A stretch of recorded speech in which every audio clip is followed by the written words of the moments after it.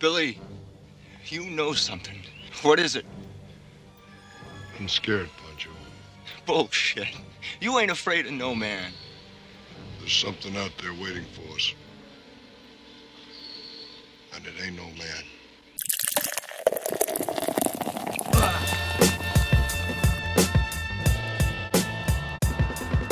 Hey everyone, welcome to Cinema Gulp here on YouTube, and we are here to discuss the legacy of the Predator film franchise. The highs, the lows, the goods, the bads, the ins, the outs. When it comes to Prey, released in 2022, we start at the beginning, which is also the last of the Predator movies. With a $65 million budget, released to streaming only, it made nothing but critical acclaim. Directed by Dan Trachtenberg, who had previously directed 10 Cloverfield Lane, and starring Amber Midthunder as the titular Prey, a fascinating idea explored in the past of the Earth. Has Earth always been a hunting ground for the Predator? The answer is yeah. And luckily, mankind always fought back. Prey. Yeah, this one they finally cut out the sausage party that's been so much of the Predator franchise, and they give us a wonderful Amber Midthunder, who I love. Loving this movie. I've loved all her previous work. And John, she is part of one of your favorite movies, probably the favorite movie of yours since we started Cinema Gulp. She's the bank teller in Hell or High Water. Oh, wow. I did not know that. Like Scotty said, this was a straight to streaming movie. I think that Hulu regretted that because now the follow-up that's coming after it is going to the theaters. I think that's smart. I think that movie really rejuvenated Predator in a good way. Unlike the Predator, which we'll get to later, this movie is a lot of fun. And the reason we will get to the Predator later and start with Prey is we are doing the movies chronologically. So we are going to talk about how the series progresses chronologically, which puts us at this earliest point, 1719. Northern Great Plains is where this one's located. Takes place in 1719. They give it a pretty vague setting, which is perfect. Yeah. Well, America is not America, so that is where it is, the Northern Great Plains. It's not like a specific state. It'd be funny if it was like 1719, the right side of the earth. Yeah. Maine and Fifth. I think the setting of this movie is beautiful. Dan Trachtenberg's like just shooting an entire movie completely outside. I guess if you want to call it an interior shot in a TP. Is TP still okay to say? I thought that's what they're called, right? Yeah. I don't know. It is in today's America. But yeah, the whole movie shot out. Every shot is exterior. This movie, as we move along, as John said, we're starting chronologically, which I think is the funnest way to view these. And really, the only difference is this one goes from the last one to the first one.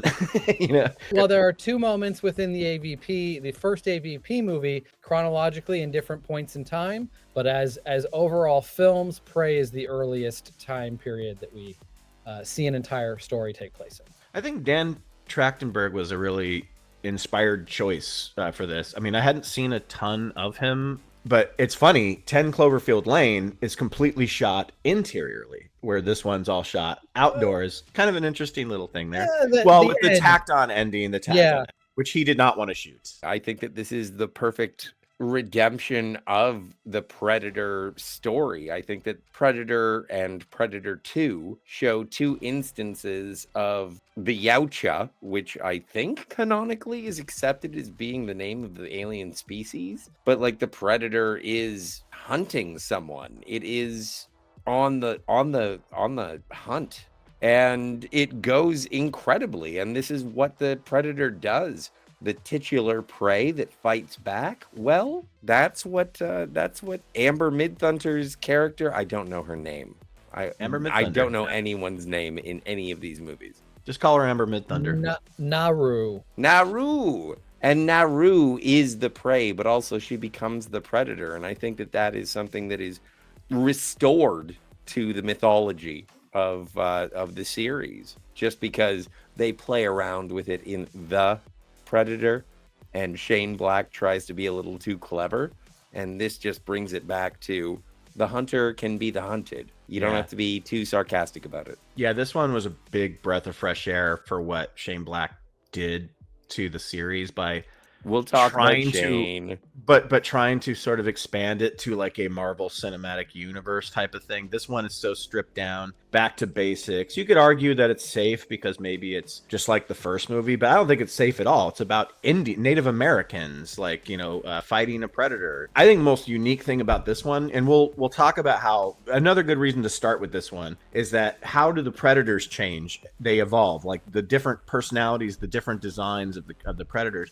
I really like the characteristics of this predator so much, rewatching it the other day, because like we learn as it learns, like what are the dominant predators on Earth at that time. Like he's watching snakes and he's watching all these things, like, okay, so this is on top of this in the food chain, so this is tougher than this. It's an interesting take. I think the movie's unique for that, because we always kind of thought that's what it was, who's the toughest in this team, that's going to be my prize. Is it going to be Dutch? Is it going to be Harrigan? And in this one, it's like you finally see the predator. You always see the predator's perspective. I mean, that's a huge thing in these movies, but you see him learning. He's like a young pup, I think, so. Yeah, he's young and inquisitive, and I feel like that stands out in this particular film with this particular predator more than it does in others. There are other ones that seem like they're young and experienced, first time on Earth or whatever, first time doing the hunt. Throughout the other films, they specifically call it out in AVP that those ones are considered teenagers. When we get to that movie, we'll talk about that. This is the one that feels like it is that situation, that this is whether he's a teenager or a young, first on his first hunt, especially with all those moments where he's kind of watching what the food chain and what is the dominant killer or hunter or predator, or dominant prey or whatever, what his prey should be. And you see that escalation throughout the film. But yeah, I really like the design on this predator.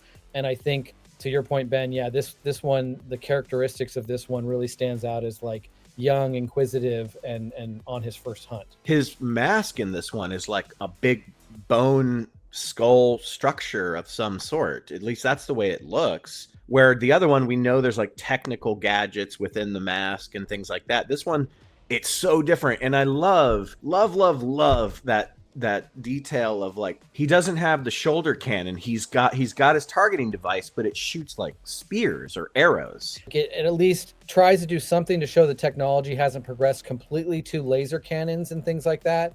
But It's so clearly cool. they're interdimensional beings already. So it's like their weaponry involves certain things. And Well, then 20 years after that, I don't like hundreds of years with the technology they possess in 1719 or thousands of years ago, if we use AVP in this timeline, they progress pretty slowly.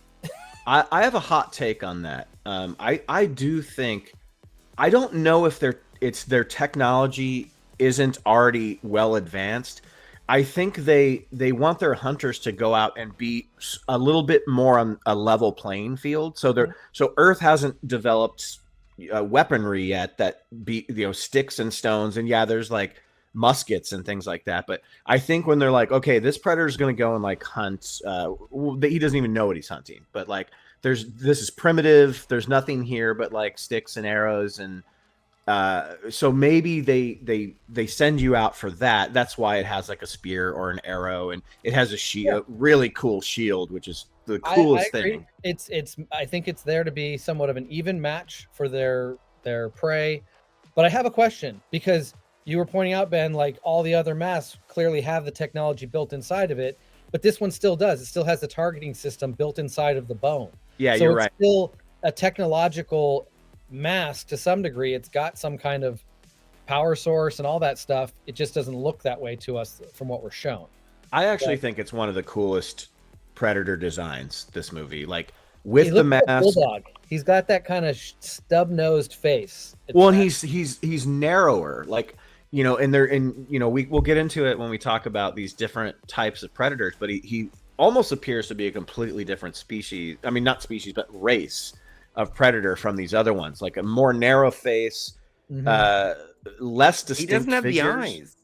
Yeah. Well, predators, they're very distinct. Like there's so many details in their faces. The best since part 2, in my opinion. Yeah, and the Predator appears a bit smaller, and I think that's a good thing because it's how you gonna make us believe that 5'1" Amber Midthunder fucked this thing up. But you know that end scene is cut really well. Through ingenuity. Oh no, I know. That was the point I had written down, was that, you know, if we're talking about the heroes and the standouts and things like that, I do like her character, but she rides that fine line of being a Mary Sue and being able to do it all. But I do think they show her progression throughout the movie, even though it takes place over a couple of days. Like some of the things that they show her learn along the way or practice along the way with her axe. Like I think they did put in the work to show that she, you know, has the heart and the struggle to actually have these abilities. But there is a little bit of a Mary Sue, especially when you get to the end and it all works out so perfect. Like her plan just, and her being a woman. I mean, I'm not trying to be sexist, but like there are aspects where it seems like the script just made sure that she wins. The movie does a good job of making sure to give us scenes of her training by herself and trying to be the best she can because, you know, the other tribesmen or whatever don't let her go hunting. And I think this movie takes a really good long period of time to like get started, you know, by showing the Predator looking around and, like we said, figuring stuff out, and her brother's relationship, and that whole scene with, like, what was that, like a tiger or a panther or whatever the fuck it was. I love that scene. Oh, that's great. Yeah, and there's just lots of good details that Trachtenberg and obviously the writers put into it. But I agree with you, John. Like she does go a little OP the way she kind of lassos him, and he just kind of falls into the mud. It just looks like she's pulling like a statue down. It just is like. I think that she gets away with as much as she gets away with because she is the protagonist of the story. We're introduced to the story, like the movie of Prey, and we see a girl who is underestimated for her ability to hunt.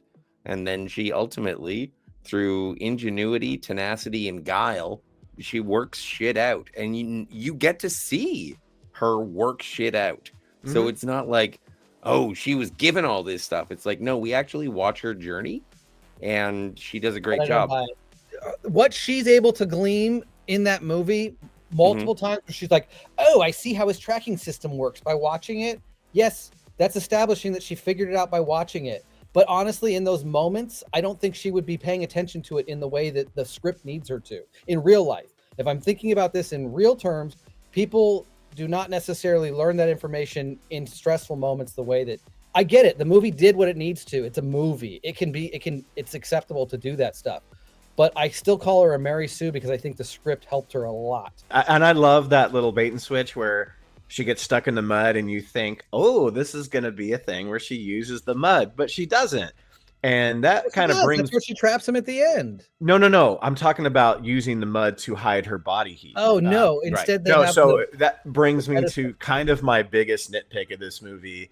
It's really hard to get past the fact that there's a plot convenience of a flower that cools your body temperature to the perfect degree that the Predator would. How would she even understand that logic? That's what I'm talking about. They show her looking at things like she's figuring this out, but no, she would not. That you only know that if you've seen a Predator movie before. That's my point. My point is that the script helps her along to understand the things she's seeing in a way she shouldn't have any knowledge to understand. I want to see a Predator movie where they never figure out that it sees heat, so they're completely vulnerable the whole time. It doesn't matter. They have 10 different ways to see. The heat thing is like overused. Yeah, well, that's how. And when we get to Predator 2, you'll see that it's very cool. Very cool. Yeah. Rotten Tomatoes gave this a 94% by critics and 74% by audience. I can't disagree with any of that. I find it a very, very fun, enjoyable, entertaining movie to watch. You take the jumps in logic and you throw them out the window.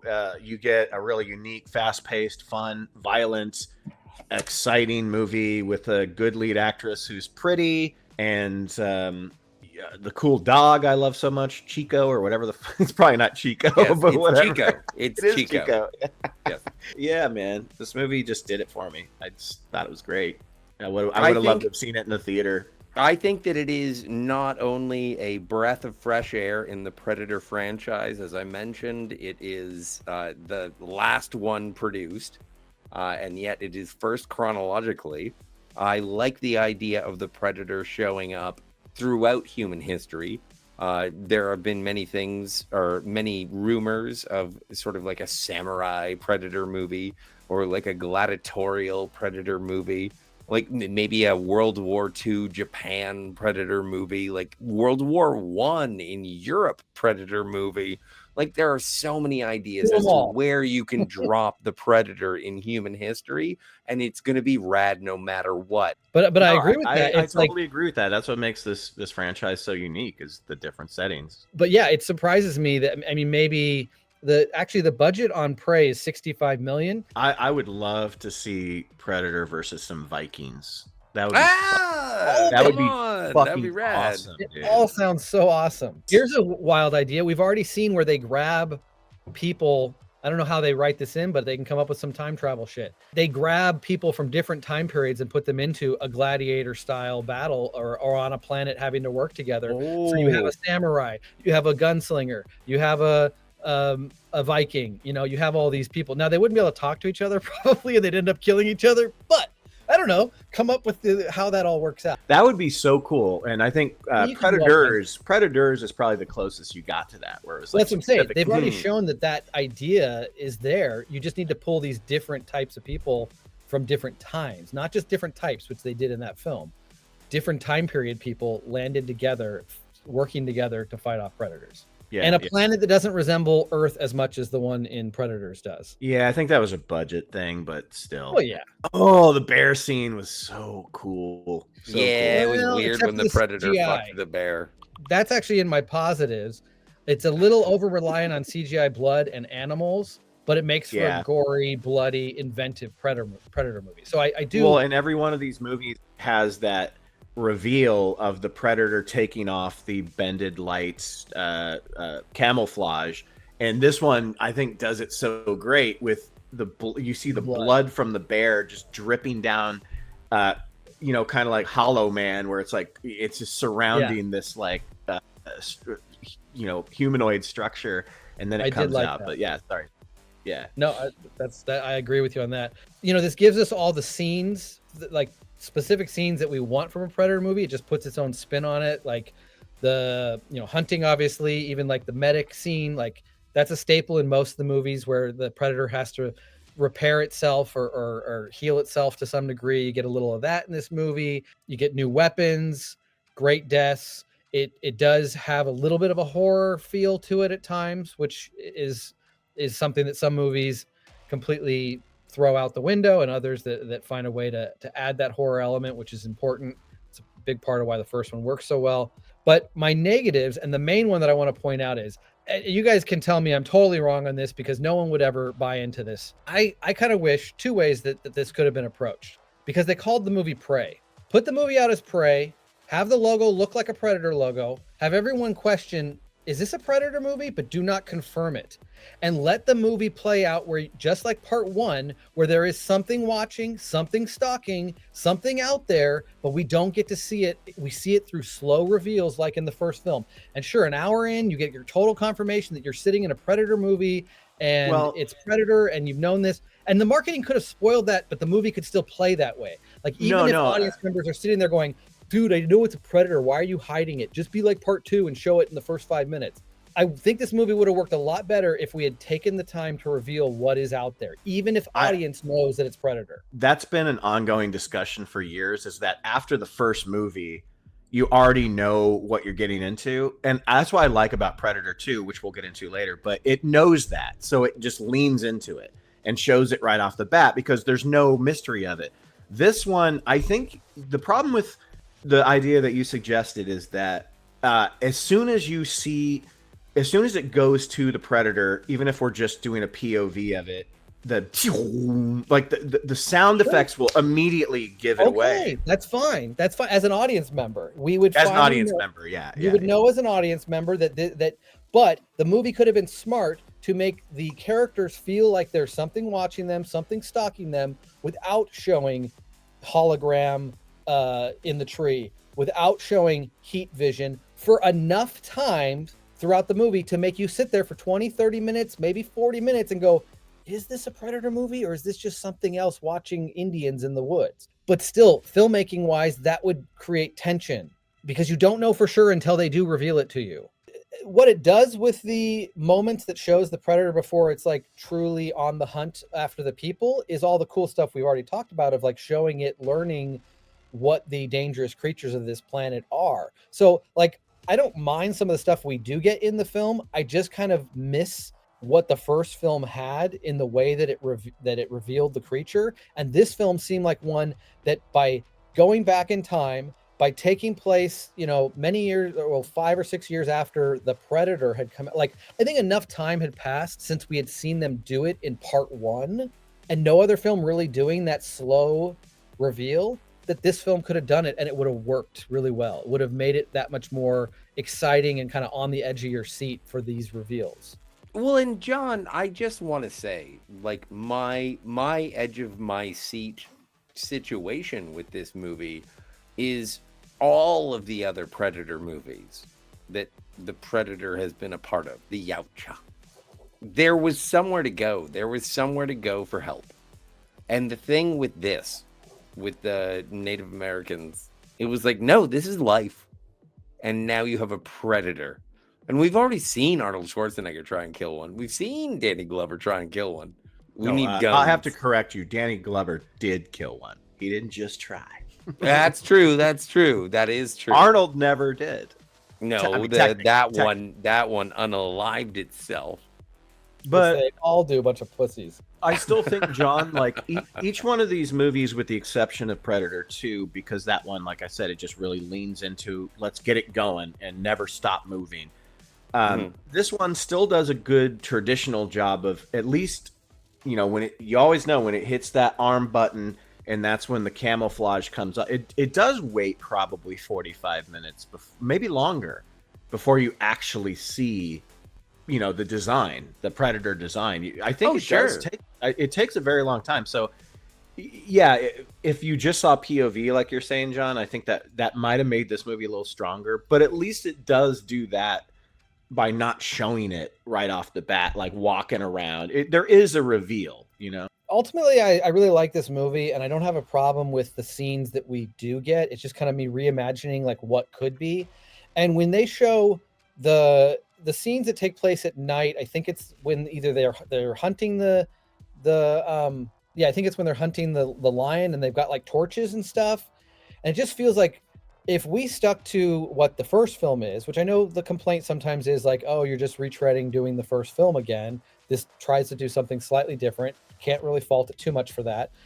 But if it did stick to the original film a little bit more and tried to play up the horror angle, the monster movie angle, and the picking off one character at a time kind of angle, I think all we needed, like I do like that the trappers are part of the story. They could certainly show up at some point, but I think you could have just had the group of Indians out hunting this lion, and they are the ones that are getting picked off one at a time instead of like just they all get killed in one fell swoop.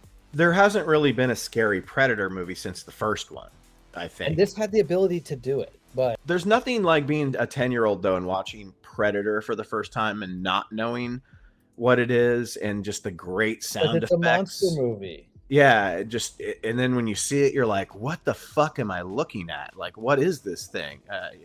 You'll never get that back. That's why franchises like this struggle, because so much of it is built on that reveal of like, "What is this thing?" And you don't have that. The score in this film, it's good, but and I know that the traditional Predator score wouldn't really fit with its time period, but I did miss it. Like I'm so used to how great the Predator score is utilized, even in sequels, that it not even a version of it in this film was kind of like I missed it. But I don't dislike the score they use. The gun, I do really like. Don't you feel like sometimes Hollywood doesn't put a lot of thought behind something and they go, well, the gun in Predator 2 says 1715. So we'll make our Prey movie take place in 1715. No, it's 4 years later, which makes so much more sense. This guy who had the gun engraved would live on and do many other things and travel the world and all the things that he's doing with this gun. That it's not like, oh, I just got this yesterday, because the date is clearly right around the corner from where we are. Like, I like that actually they said, yes, this is not the same year that is etched on the gun. That Right. worked really well for me. And I agree with you, but the problem that I have with it is that Amber Midthunder, she keeps the gun. So does that mean that a predator comes the back? predator comes back and massacres everybody and takes it back? Everybody's dead. Or is there We gotta another get that. gun? Is there another gun that's the same thing? Yeah. Well, no, but it's engraved. Like, No, It it's- should have been where the predator pulls the gun off a trapper or something and just takes it. You know. Yeah, but that predator died, and we don't see like Oh another yeah, film duh. where the Duh. predator where they show up and collect him. So Right. Yeah. I would yeah. think we're expected to either have a sequel to Prey or just take that as she didn't live, or somehow predators came and got it away from her. Whether she survived that second instance or not, they did come back and get you it know from what would have been really cool is that if Amber Midthunder had thrown she had been given the musket and she threw it to the predator. But And then John there said the would be- predator dies, so yeah. Well, I don't know. You ever notice? I'm sure you guys have, but every one of these movies, with the exception of this one, it's all like gun porn, and there's so much heavy artillery, and everyone's got the coolest weapons. But at the end of the day, it's all about hand-to-hand combat. By the time all those cool guns in Predator, Arnold just ends up fighting him with sticks and traps. Predator 2, he's got all his guns and stuff, and then he ends up fighting him with a weapon of the Predator hand to hand. And so this one kind of like is like the foundation of all of that, of like, this is all we have anyway. So it's more likely to beat a Predator with like primitive tactics than it is with like heavy artillery. And I like that. I mean, this one obviously didn't have a choice, But she used his heavy artillery. but because that was the only way she was going to be able to beat him. She's not going to hit him in the head with a rock, or But it something was like about that. it was about ingenuity, and it's never meant anything about the weapons. It's about how you either get them to the point where they're going to be like wah wah wah wah wah wah wah, and then they blow themselves up, or they get stabbed in the gut with a frisbee, or whatever. Like it does, or they are the noble. Like everything about this is that they are sort of resigned to their own death in an honorable way. Dude, the best scene in this movie is the trapper scene. Like, that's when you see him Yeah. just fucking shit up, like grabbing the trap. Oh my god, that scene is brutal and fucking awesome. the chain that goes over the guy, and then you see Yeah. it like connected underneath the log. You don't actually get to see the body so much get compressed. You just get to see the and it- chunks but you fall. you can tell what's going on. Yeah, that's a really good one. Yes. And that one works differently than other chain weapons that are used throughout the series, which is cool. It's cool to see different versions of it. But the other one was the shield, the dude against the tree, and he's like, "What am I gonna do with this dude?" And he just opens his shield and it slices his head and the tree in half, and like the blood squirts out. That's probably the best. Shield, that shield is gonna go down as one of my favorite like Predator things. Yes, I agree with that. It's so fucking cool. I do think that this Predator is like number 3 on my list in terms of like favorite Predator characters. That was Yeah. kind of why I was bringing up like the gun and how the gun is utilized, and the fact that they didn't have the same date as the year it takes place, which I appreciate. I lost my virginity watching the movie Prey, directed by Dan Trachtenberg.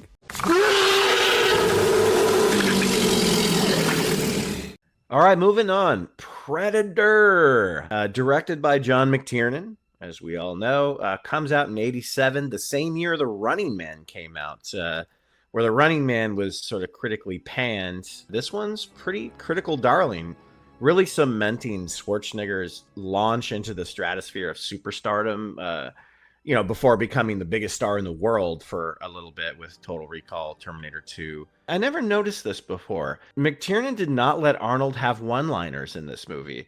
If you notice, there's no "I'll be back." He gave him a couple like "stick around," Yeah.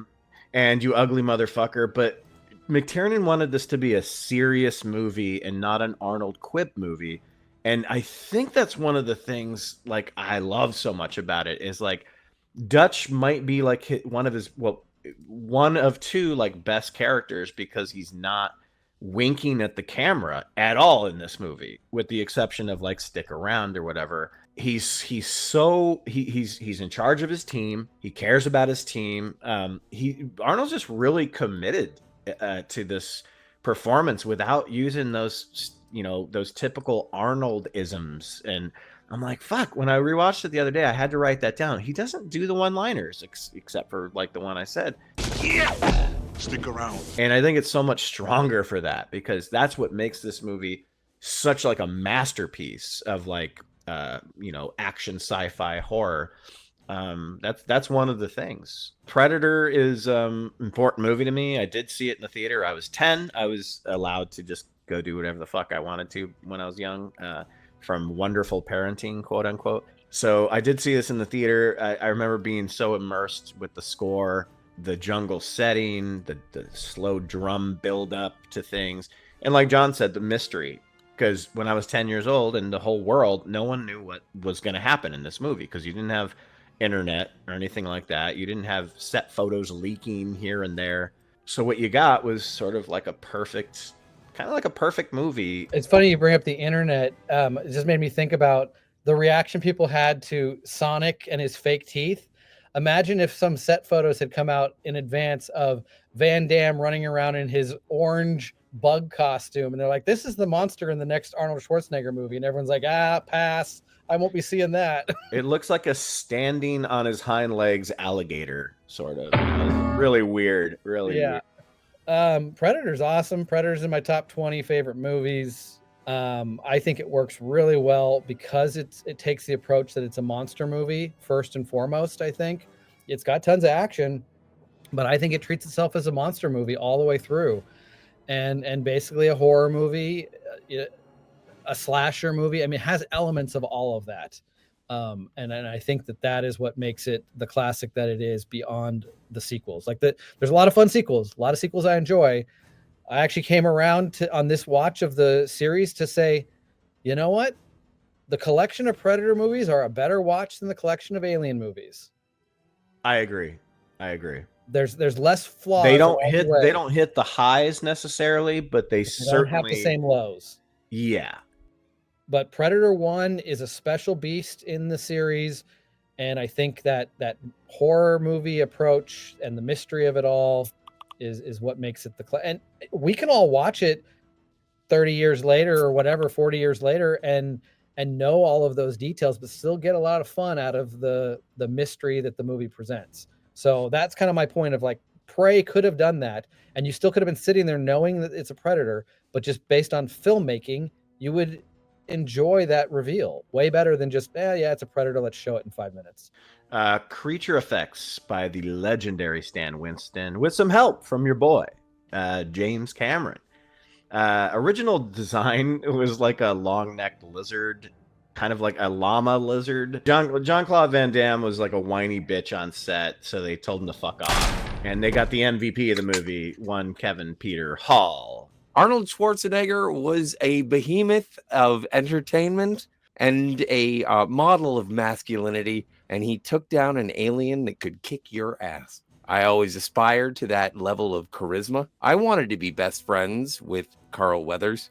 So the Predator costume weighed like over 200 pounds, and even Kevin Peter Hall, who was 7'2", powerful dude, he had to be connected with like bungee cords just to like stay standing.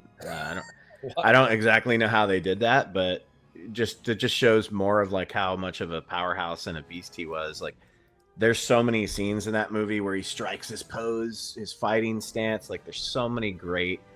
And I guess they kind of just let him do his thing. Like, McTiernan obviously gave him the idea of what to do. But best thing to happen was that the producers, people on set said like the original design of the Predator costume was too cumbersome.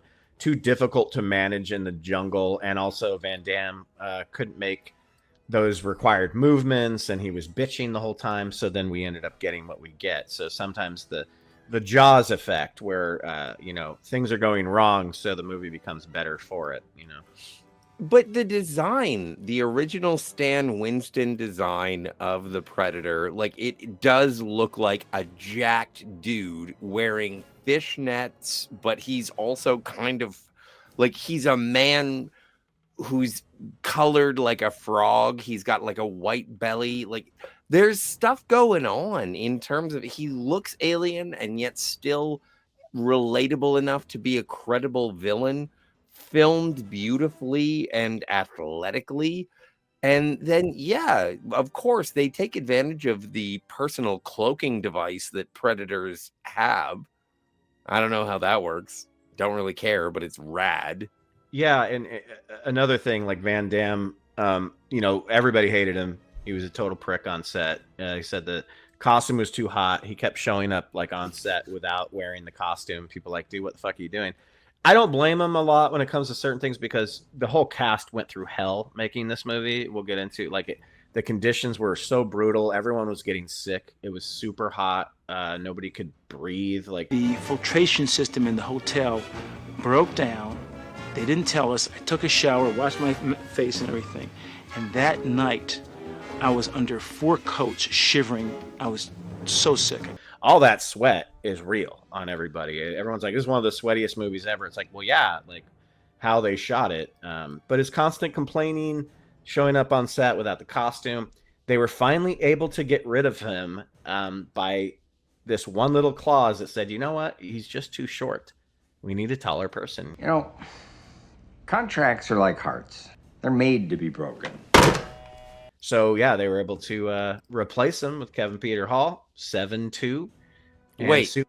Suit was completely redesigned. Kevin Peter Hall never had to get into that lizard costume thing. I love it that Stan Winston was inspired by a painting of a Rastafarian warrior in Joel Silver's office for the design that we ended up getting, which makes a lot of sense.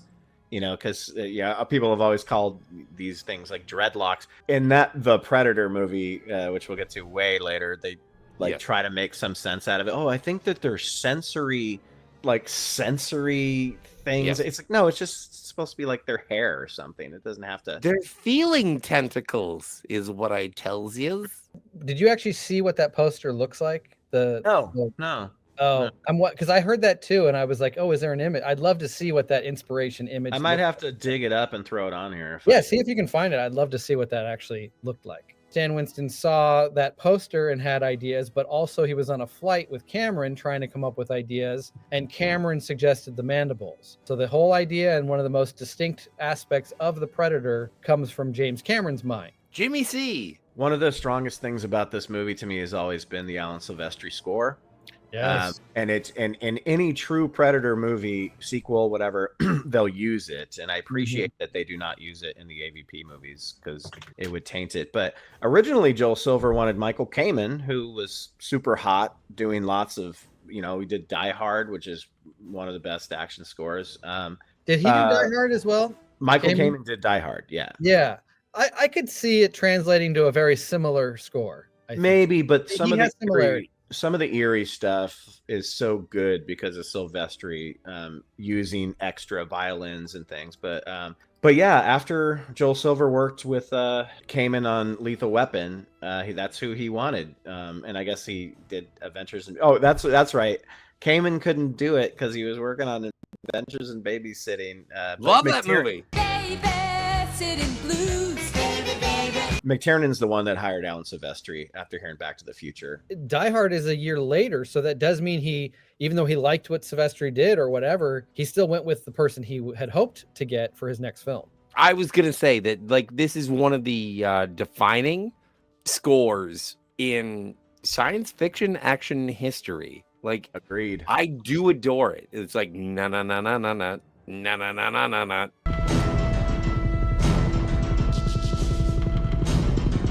It's so good. It does define it. I think it is as good as the Terminator dun dun dun dun dun. I think Like, it might it be is I like better. it. so I like good. it better than. I like it better. And Terminator. There's more layers to it. Like Yeah. the drums. I can't replicate that. Oh, I mean, God, the Terminator, I don't even know how much they've used. Like, I don't even remember hearing it used well in sequels, whereas this score has been utilized by many filmmakers, and it still always kicks ass. And Silvestri only spent 2 weeks writing this score. Considering like a typical timeline for a film score involves, composing, watching rough cuts to get inspiration and to try to figure out how it's going to be incorporated into the movie, revisions based on those edits of the movie, and then the recording sessions with the orchestra. Like, that's amazing. And a lot of these composers are like that. They write some of their best shit like on the fly, in hotels or on planes. But yeah, gold star to Alan Silvestri for both this and Predator 2. I gotta Arnold agree. Schwarzenegger lost 25 pounds to make himself a little bit more believable as a special forces agent because he was just way too Yeah, big. because And that's another the thing thing that that's I so thought about Arnold Schwarzenegger in 1986. I was like, he's kind of chubby. well, no, it was to bring him down muscularly, obviously. But Okay, my mistake. another great thing from McTiernan, like, hey, no corny one-liners. We're gonna bring you down in weight a little bit, so you're a little bit more mobile against this, and also to be less imposing against it. But no, it was great. Another great decision. John, I can't lose any more weight. The only place that I can lose it is in my dick. The setting, the jungle setting, is The jungle, the utilized rumble. so well. I don't know where they shot. Like, Ben, I'm not sure if you looked up any info. I'm not sure where this was shot. Was it shot in Valverde, where it's supposed to This take was place? shot in Valverde. It was shot in Mexico. Shot in Mexico. The way that the jungle feels scary, it feels like you always get the sense that they're being watched, even in scenes that aren't specifically trying to like show you the predator is up in the tree. It just always feels like they're being watched throughout the movie. The score has a lot to do with that. I think there's many shots where even though you have these humongous, massive dudes, some of the biggest badasses in the world, the way they shoot them in the jungle setting always makes the jungle feel larger and looming over them and makes it scary in that way that you're like, look at these badasses, but they're still like, this tiny little speck within this space. I think that's some great work by McTiernan. And the jungle just, I guess, they shot it in a real jungle. This isn't the era of CGI sets and things like that, but it just, Oh no. They went through a lot of shit shooting this. Yeah, it's a real jungle. It feels dense, it feels dangerous. It's filled with real atmosphere, all that sweat, that heat, that fog, they pump shit in to give it that atmosphere to some degree, but it just feels very believable, real, and realized in every shot throughout the movie. The ending, that scene, that set at the end where like there's like a tree that's fallen over, that had to have been built because you can't just have Arnold standing on a tree. I don't know. Like, that's a very impressive set at the end of the movie where the whole finale takes place. I love how they give you such a grand establishing shot of where he decides to hold his fight. This is where his stand is going to be. And like you said, you have that big log, like bridge. And then he figures out like the geography of things so he can swing across here and swing across there. Yeah. And when he goes underneath and holds on tight while the predator, this is the only movie out of the franchise where you get that. I have time to set up how I want to use my tricks and knowledge against this. It's Home Alone. It's just Home Alone. You know what? That's before perfect. Home Alone. It is Before Home Alone. Home Alone. Home Alone's just Predator. No, that's actually perfect. Yeah, he has all his traps. Wait. Yeah. I'm sorry. It's just Nightmare on Elm Street. This is just exactly. Nightmare on Elm Street. Nightmare on Elm Street is before Home Alone and before Predator. Before Everyone Predator. is ripping off Nancy. Those shots where like the sparks fly and you see the silhouette of him standing there. It's just so freaking massive and beautiful and real. That scene where all the sparks are flying. Yeah, and the predator's like kind of hunched. You see him on that log. Oh, dude, that shot is so good. And to your point that you were like, which I didn't even know, that Peter Hall or whatever had to be supported with wires at times while playing the character. You never get the feel like they just feel like they're in a real jungle, which they are. You never get the feel that there's a special effect of a crane overhead doing anything supporting, whether it's supporting a character, supporting a set piece that isn't real. It just feels like real shit every second of their time in that jungle. And I've watched this movie hundreds and hundreds of times. Like, come on. You know how much this movie cost to make? 18 million. $15 million. I have 18, but maybe maybe that includes marketing. I don't know, but I had 18 listed. 15, 18. It's like, Jesus Christ. Like I mean, obviously shooting another movie that takes place 100%, well, 99% exterior, with the exception of the meeting of Dutch and Dylan at the beginning when they're in like a cabin or whatever the fuck. And a little bit when they raid that village thing. Well, but all those things are open. But yeah.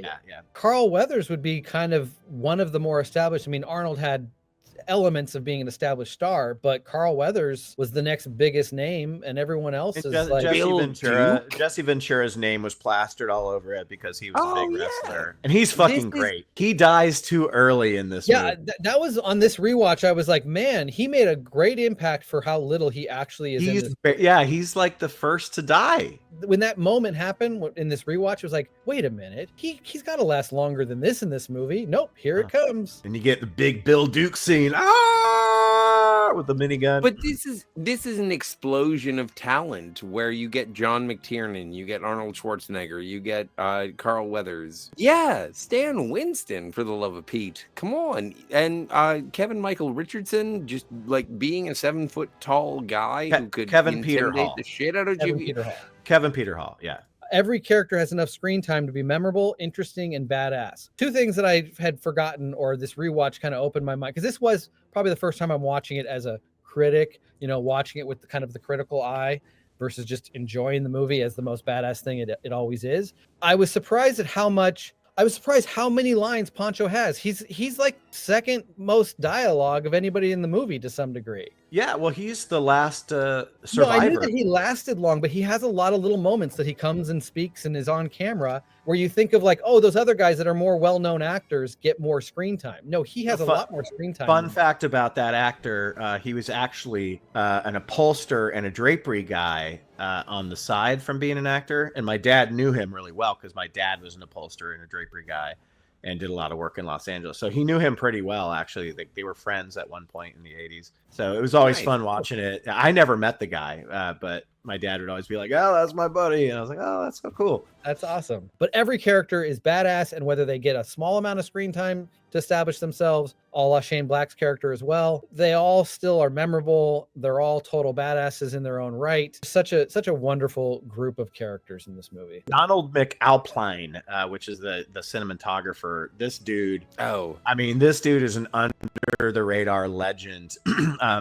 Like 10 years after this, he did The Edge, which, say what you want about the movie, it's another movie out in the wilderness, with I will say what I will. With a giant bear. But God, this guy did Patriot Games, Mrs. Doubtfire, Moulin Rouge, The Time Machine, the Chronicles of Narnia movies. This dude was all over the place. Long career, like early 70s. It looks like his last movie. Oh, he's still making movies. Director of photography in 2023. So he's still going. But this movie stands out from a lot of the other Predator movies as how wonderful it's shot, I think, too. And it's, all these movies have varying degrees of good technical aspects that are better than others. But this one had the most breathing room to be beautifully shot because of the location and stuff. Ben, you were talking cinematography. I want to talk something a little bit about editing.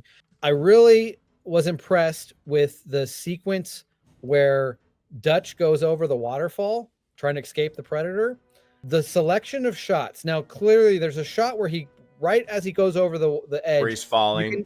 The POV shot. You can see that person who went over that edge would not land in water, that there is land below them for a split second in that shot. But the combination of shots to show that coming down the slide, POV, going over the edge, cut wider shot to see the person going over the edge, the person hitting the water, the person moving, swirling around in the water, and then the other waterfall and another drop. That whole combination in editing is done so masterfully. It's another moment where the establishing shots within that sequence that show you the geography of this waterfall and the size of the person in the frame, just so believable, so freaking awesome. Like, we've seen people go over waterfalls in lots of movies, and it's usually very fake or shot in a way where it's like the person isn't even involved in this. I just really was impressed with, I'm impressed with every moment of this movie. It's one of my top 20 favorite movies, but that sequence really stood out on this watch. That is very important to take into account when you're talking about the craftsmanship, like how this movie even feels. It's like when you're watching everything in this movie, even with the special effects, like this was all people doing stuff. There was no computer graphics. There's no animation. Well, maybe some animation, like whatever the effect is for the the cloaking. The cloaking. A lot of that was optical, though. But the thing is just like, this is, every time you see an action man doing action, it is an action man doing action. It is not a cartoon. It is not a puppet. It is a man who put himself at a risk. And speaking of that, Scotty, I don't know if anybody knows of there's a movie called Akira, The Wrath of God, and they made a documentary called My Best Fiend. It's a Klaus Kinski movie from the 70s, but it's one of the most excruciating shoots of all time. Like, people died on this set from the conditions. This movie's been compared to that a lot. Like, everyone was constantly sick to their stomach, fevers, and it shows. I think Don't maybe drink the that's water what, in Valverde. I think that might be why you get such a toned down, perfect Schwarzenegger in this movie, is because he wasn't feeling good through a lot of the shooting. He wasn't having a blast on the set of this one. That's just a theory, but it makes sense. But $18 million budget, just shy of $100 million gross. In 1987, for an R-rated movie, making $98 million, that's like, what would you call that now? 400 million? I would call it all of the money. That's amazing, though. That's amazing for like a testosterone. You think about that era. You had like your Sylvester Stallones. I guess you had Van Damme, but not really yet. Not yet. Yeah, no, you had him. Bloodsport is 88. Yes, you're right. Yeah.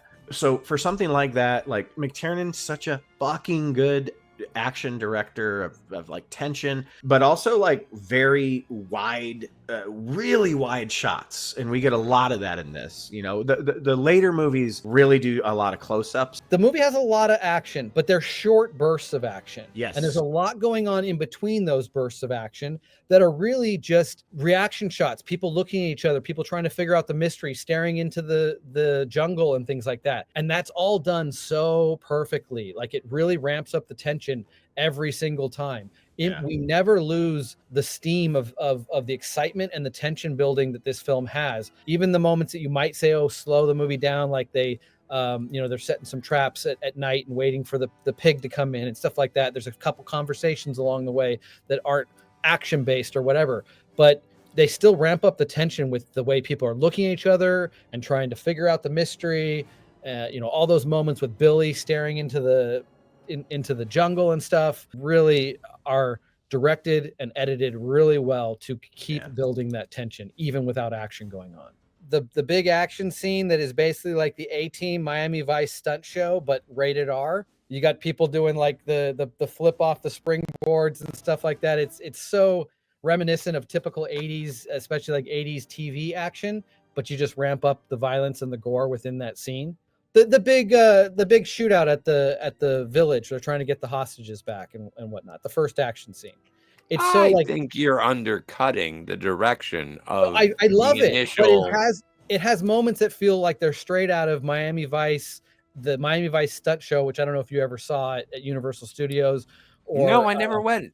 Or the A-Team on television, where it's like, the people falling out of the high fall, but they clearly landed on a pad. No one dies. It's like safe action. You get right, but why would you equate that with Predator? Because you get moments within that action scene that feel like that, but then everybody dies. But then they all get shot. That's my point. Is it's the R-rated version. It has a lot of ties to what we got for what they called action in the 80s, but this one was the rated R version that we all wish we were seeing while watching. Right. The raid on the the Valverde's like camp or whatever. it serves two purposes. One, you need a big explosive action scene before it turns into a stalker horror, like Halloween type movie. Two, and I talked about this when I did my thing for Represent This. It lets you know what these guys are capable of. How good are they? You know, like this was easy for them. This job was, they were having fun. It was like easy for them to do. So then you're like, oh, wow, these guys are fucking incredible. And then you realize how easily they're picked off. Yeah, contrast that to their fight against the Predator. Yeah. So it serves those two purposes. It's a fun scene, but I totally know what you mean with the stunt show, because it's like, you know, Arnold's picking up a fucking car and throwing it in, and you know, there's and that they give him this like one-liner with the people flying through the air and stuff like that. That takes 20 minutes before you see heat vision. The Predator watching, and what is this type of vision? Now, clearly in the first film, we don't even have any context of what that means. 30 minutes, you get it using the voice, where it's recording somebody and playing it back. Fuck you, asshole.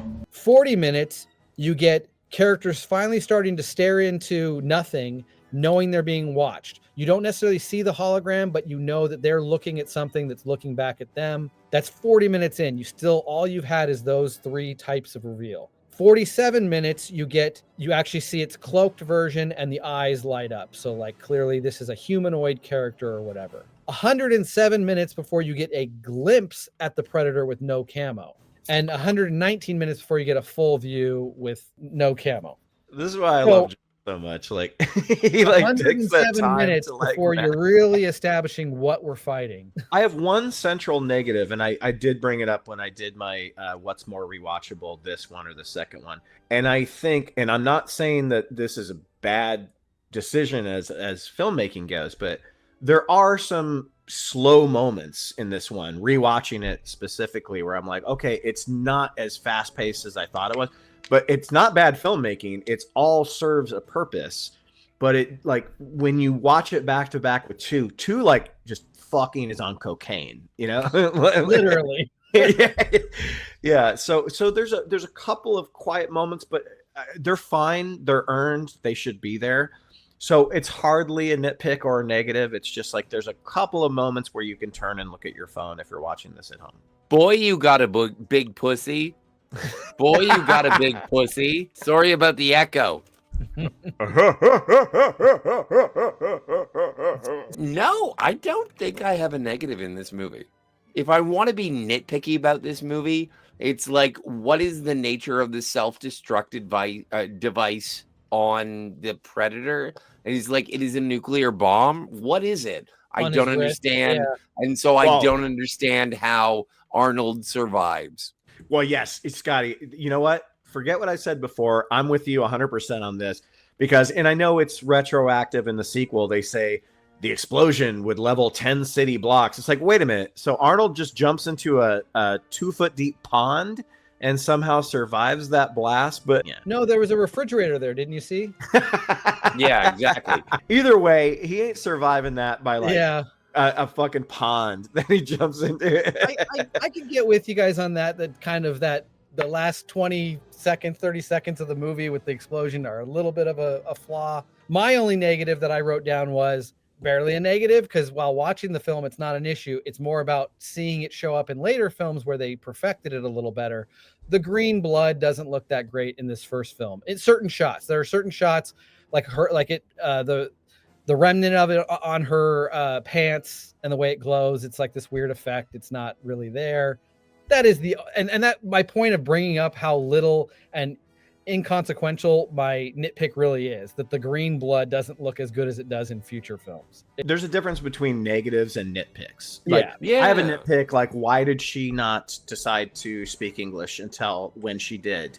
Yeah, you could say hoping she wouldn't have to communicate or really but if she had all the knowledge that she had from the get-go, she should have started speaking English earlier for her own well-being, even if she didn't trust them. But that's a nitpick. If Arnold died, if Dutch died, which of these elite soldiers do you think would have been able to launch a counter defensive against the Predator, if any? Like, out of all the characters in this movie, would it be Dylan? Would it be Bill Duke? I think that Dylan once he knew what he was up against, was willing to put up a good fight and go after. He just took him a long time to come around to believe that something else was out there and it wasn't just soldiers or whatever.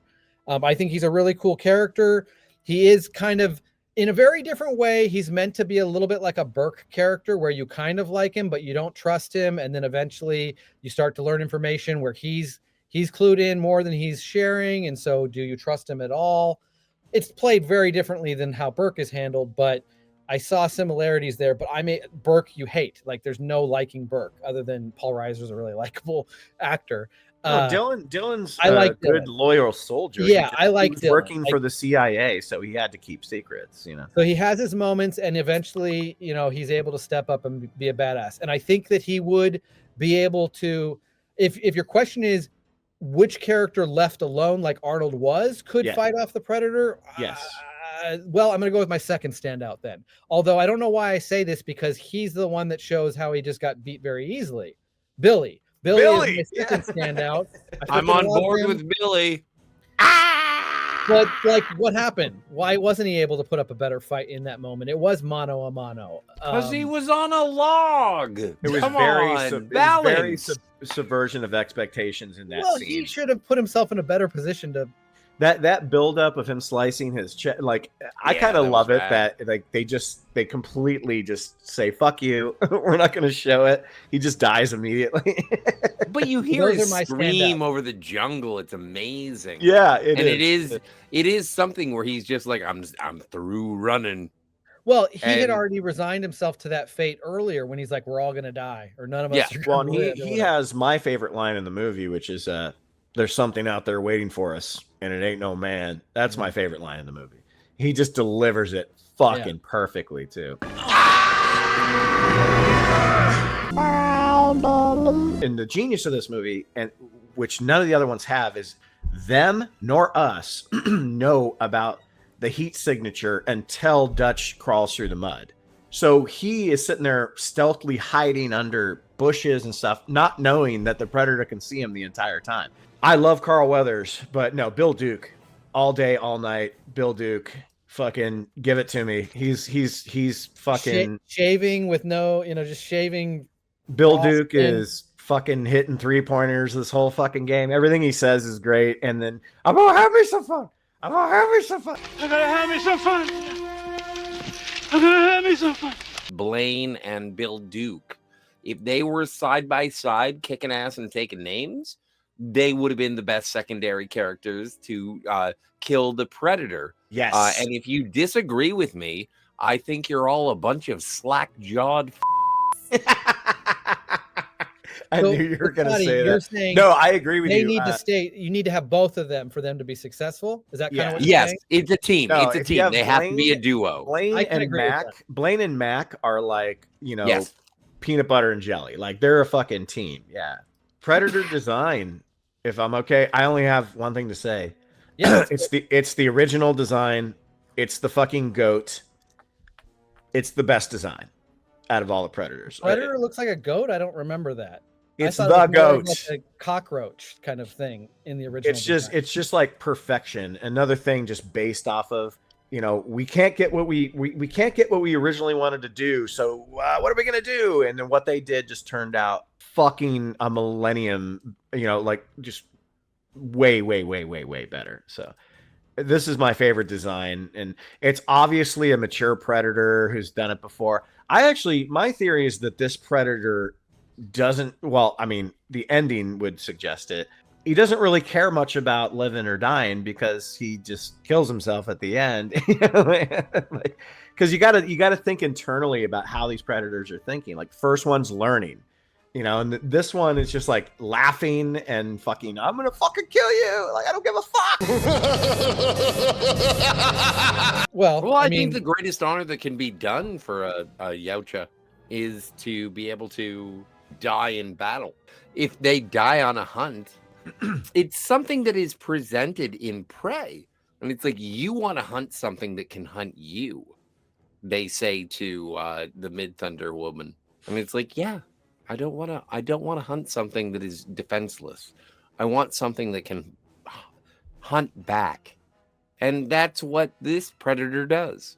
Yeah, I agree with you, Ben, that it's not a first time Predator or necessarily a younger version to some degree, but because it's the first time anybody, in the world has ever seen a Predator, the design of it, is the second greatest cinematic monster ever to grace the screens after the Xenomorph.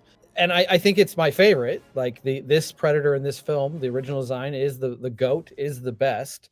Yeah, I don't know what there is in this film to confirm for us, like this type of predator, how often it's hunted, what it was there for. And I don't think that's a big muddled part of the Predators over the series, is they haven't really given us a lot of information about their motives. Like, we understand their motive as a hunter, but like we don't know a lot about their psychology, their choice to kill themselves. Like, is that just a last ditch effort? Is that an attempt to cover up that they were on the planet? Which I think there's a bunch of notes about how stupid the predators are throughout the series of just leaving their shit everywhere.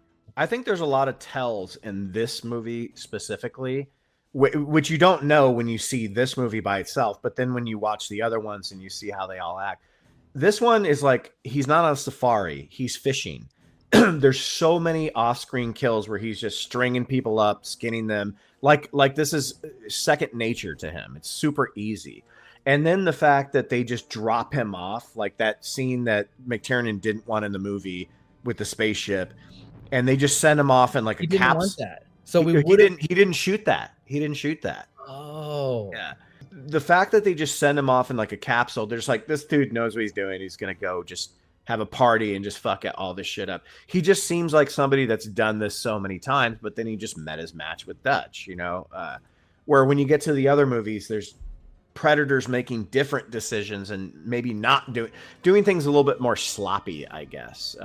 That might be down to the filmmaking, just not wanting to show us certain things, and I might be looking too much into it, but that's the way I saw it. It's like, this guy is just on a fishing trip. He's just like skinning people alive left and right, and he's like, oh shit, these elite soldiers like fucked up this whole like group of people. These guys might be some fun prey. They might be some fun people to hunt. This is the best looking Predator of the series, in my opinion. The skin and the texture looks the best in this film, a la Stan Winston. It still looks great in part 2 as well, which I think he's still involved, but it just looks the best here. The sweat, that goes with the texture as well. The proportions, just the best actor to have inhabited the character and really like all that stuff that Peter, David Hall, what is it? Peter, Paul, and Mary. Kevin Hall. Michael Richardson. Mary Elizabeth Mastrantonio. Kevin McAllister. Yeah, that's right. His Hector Elizondo.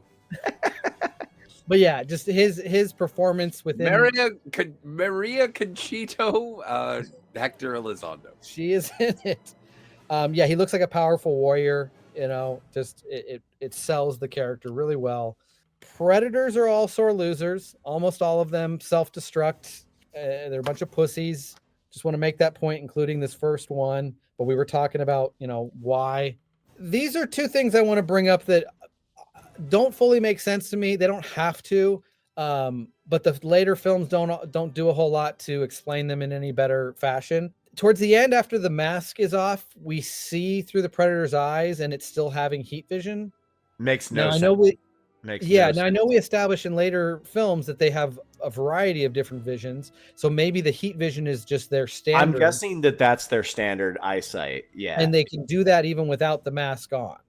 That's the only way it makes sense, because with the mask they can switch over certain things, but yeah, it has to be that's the way they see. What does Blaine get hit with first? He gets hit with some kind of almost like a tranquilizer. It stuns him for a second. It hits him on the side, and you see some blood splat, but it's not the same laser blast that blows his chest apart. He gets hit by two different things. I never noticed that.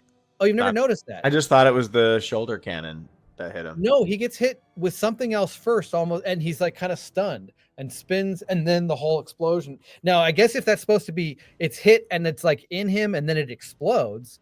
But if I remember correctly, there's a second blast that hits him too.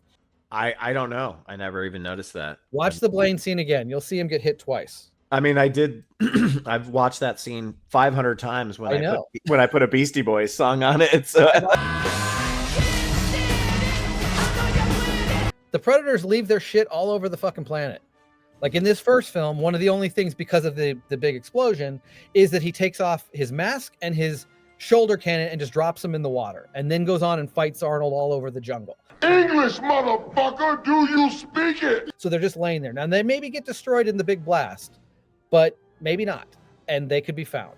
And as the series progresses, they leave all kinds of shit all over the world. So all this bullshit about like, oh, we only know of 1 or 2 times that they've been here before. What do you got for series progression? Well, just that it laid the groundwork and distinguished this alien species as super unique and dangerous. It did just enough to leave the door open for any direction the sequels wanted to go and expand on this character, which I feel like they haven't done. They haven't explained themselves over 7 movies since this first film laid the groundwork to make such an interesting character. best kill for me, Poncho. I know that the shot to the head is not a great kill, but just what that fucker goes through, like getting hit by that fucking log and breaking every rib in his body or every bone in his, like, oh, that hit. I don't know how they pulled that stunt off, but holy shit. Well, probably a piece of styrofoam, I'm guessing, but man, that impact, that scene just makes you like grab your bread basket. And he's just like, I can make it. I can make it.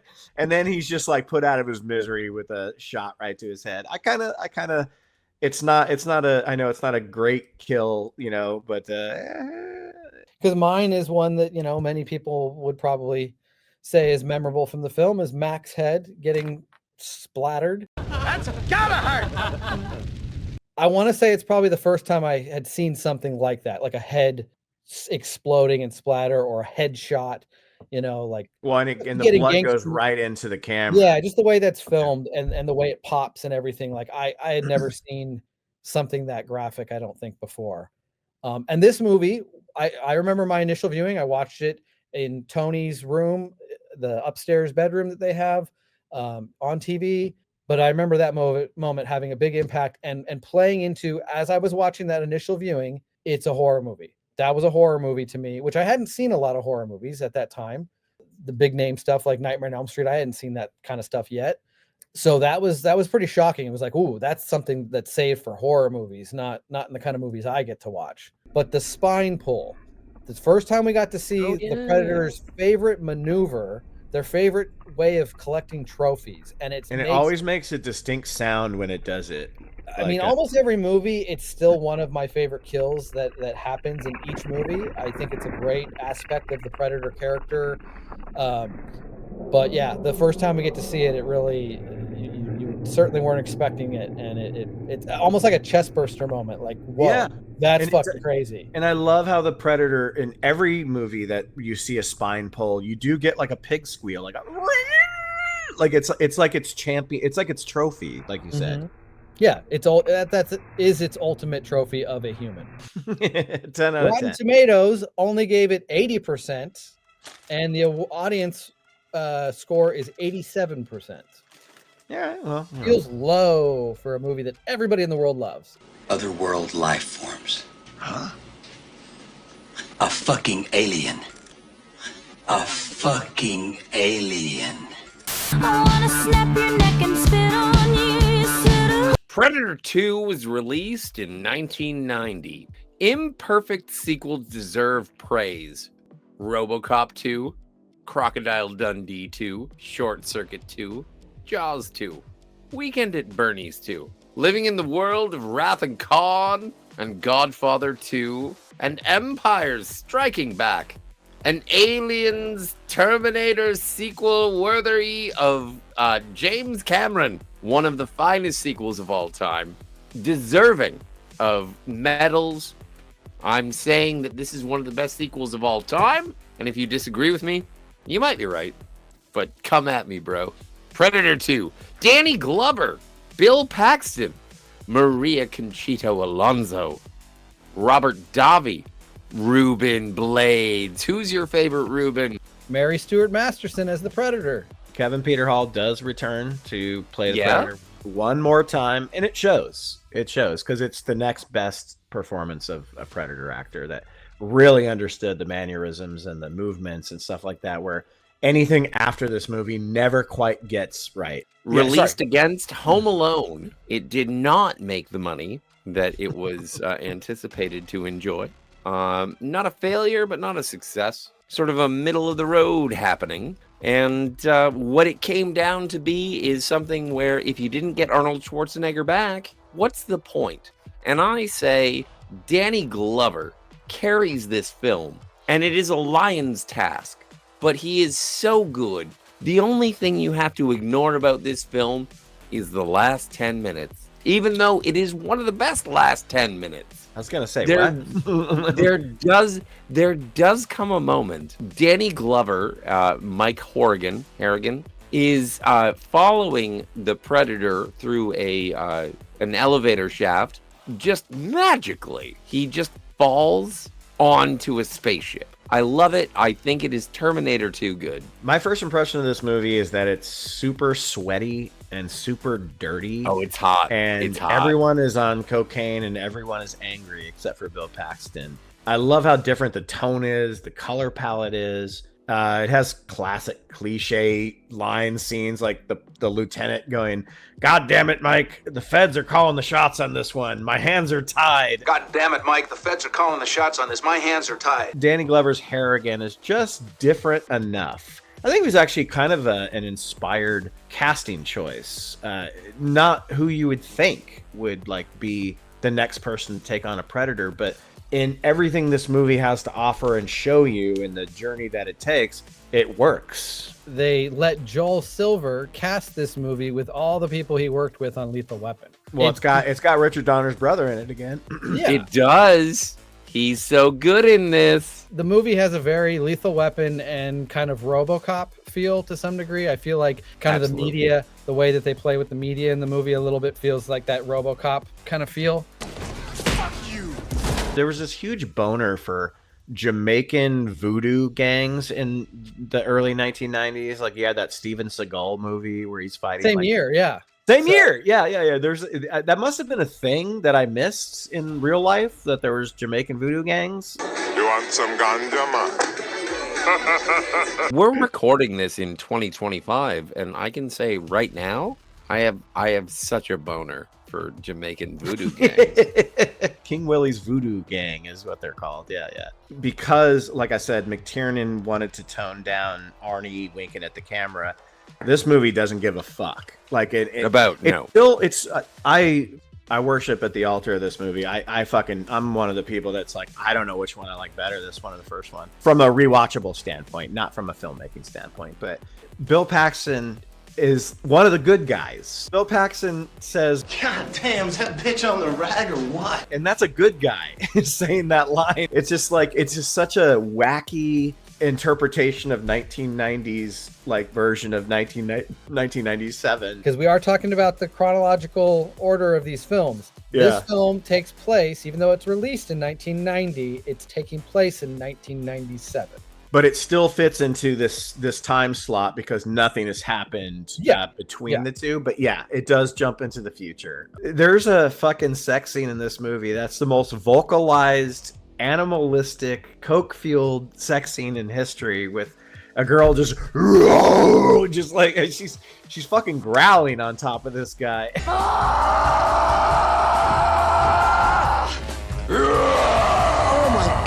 I'm glad you brought that up, Ben, because I think that this movie, again, it came out in 1990. I saw it in 1991. I was approximately 13 years old, and I think it gave me an unrealistic opinion of sex. I always figured that if I was going to be having sex with a person, they would end up being a wild, ravaging monkey woman. You thought you did something wrong if she wasn't screaming like that. I thought that's the way it worked. And you had to wait till Prey was released in 2022 to find that out? Well, no. What singles it out from everything that came after Predator is this movie assumes we already know what the Predator looks like. So the movie just decides to take off from the beginning, unlike the first one, which is a slow burn. Predator just starts fucking shit up from the get-go in this movie. And I love that about this one. I don't think they all needed to do that. Like we said, Prey, the setting made it like what John said it should have been. This one, it's an action movie. It's not really a horror movie. There's sci-fi elements, but it's an action movie. It's like a cop. It's a cop movie. Well, the first half, that's why I love this movie so much, and I think it's so underrated, is that I don't even think there's 3 acts. I think there's 2 acts. There's the first act, which is all the cop stuff that ends in the subway. And then after that is the second act, which is just this very long, exciting, extended chase, which I think is just masterfully done by, was it Stephen Hopkins? Mm-hmm. Yes, it was Stephen Hopkins. But I do think that there is a 3-act structure to this. In the first act, an establishment of the world and the characters in which those cops exist. The second act is when the Predator fucks that up and everyone is like, what do we do? What do we do? What do we do?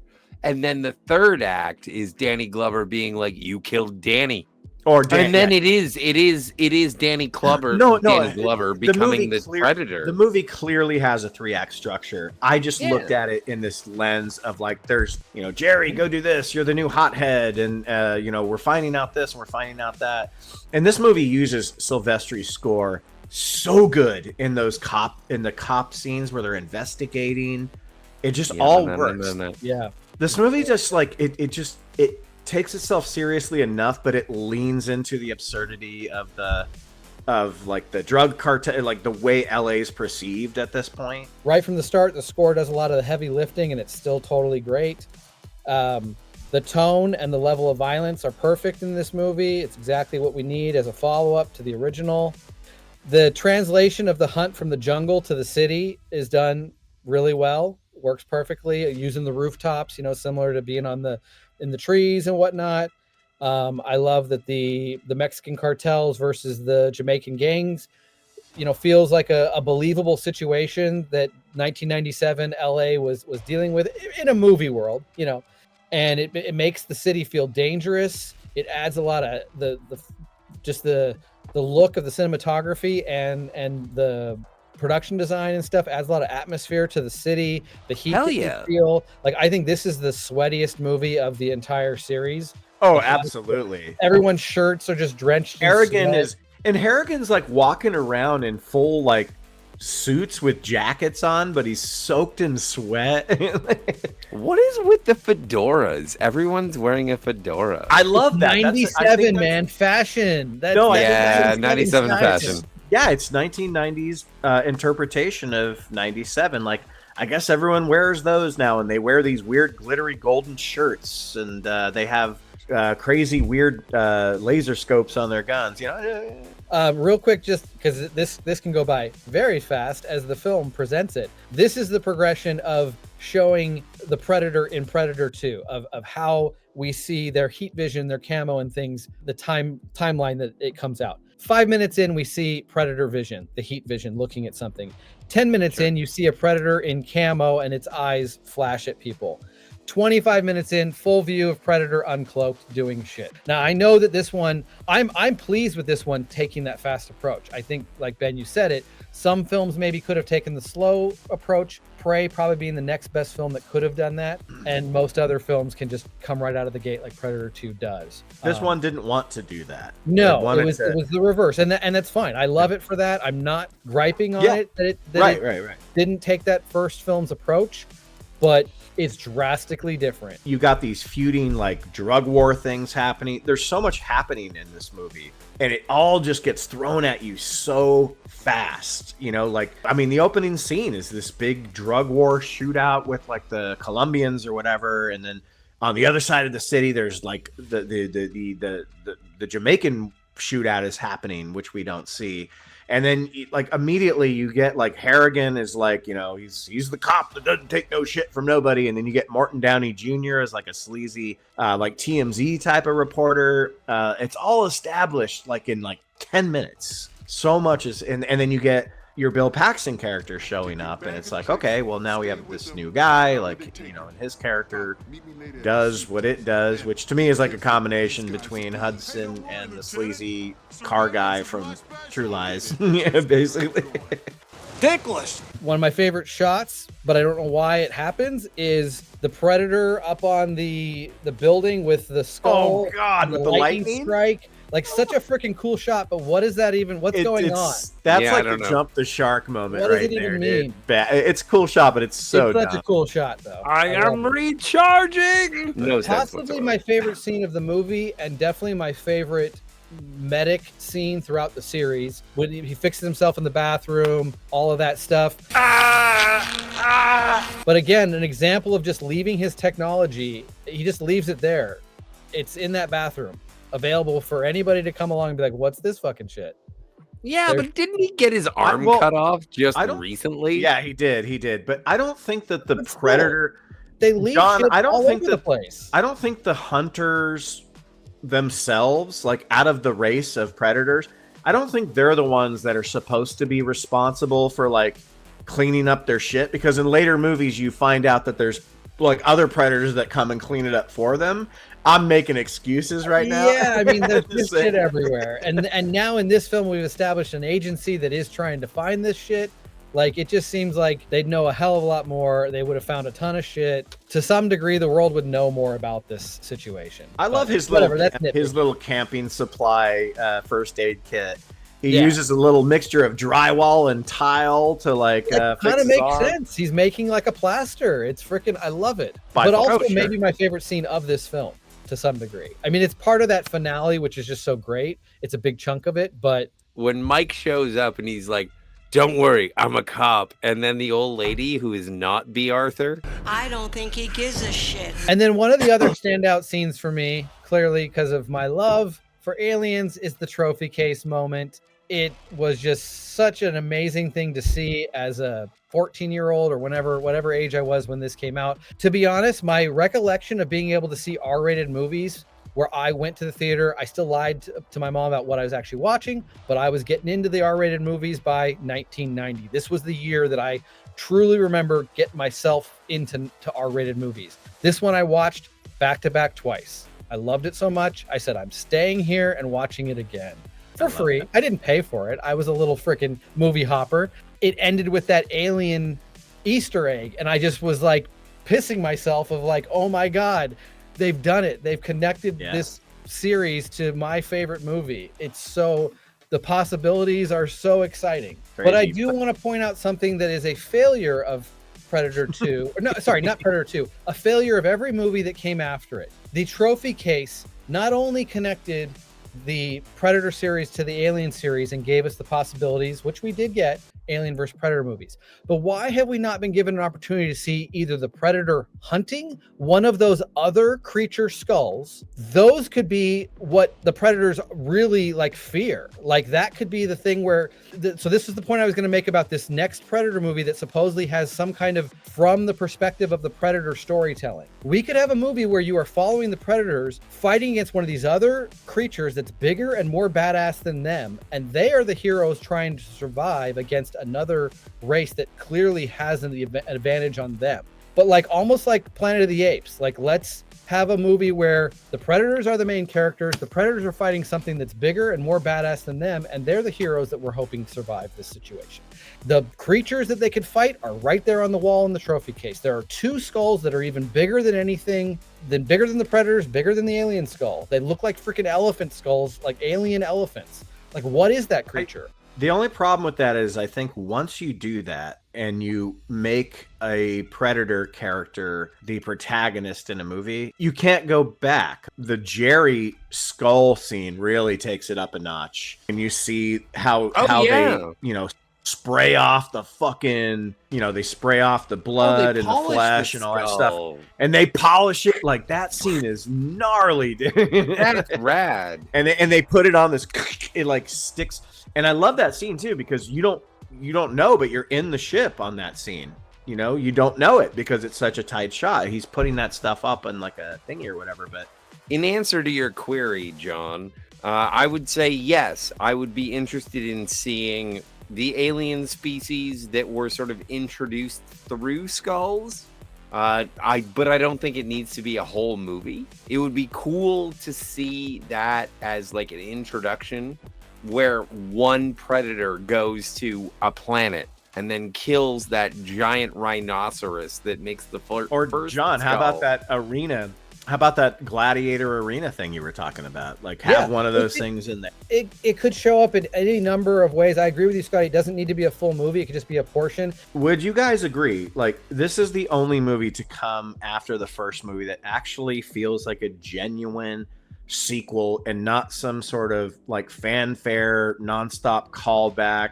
It's just a sequel set in a different time with different characters, different place. Yeah. After this one, there are callbacks, but you're right. Prey does a good job of just standing on its own, though. But if you are consistent with most other series we've talked about, you will say 2 is your favorite over 1. Predator 2 is, I think, one of the best disappointing sequels ever produced, in the same vein as RoboCop 2 and Die Hard 2.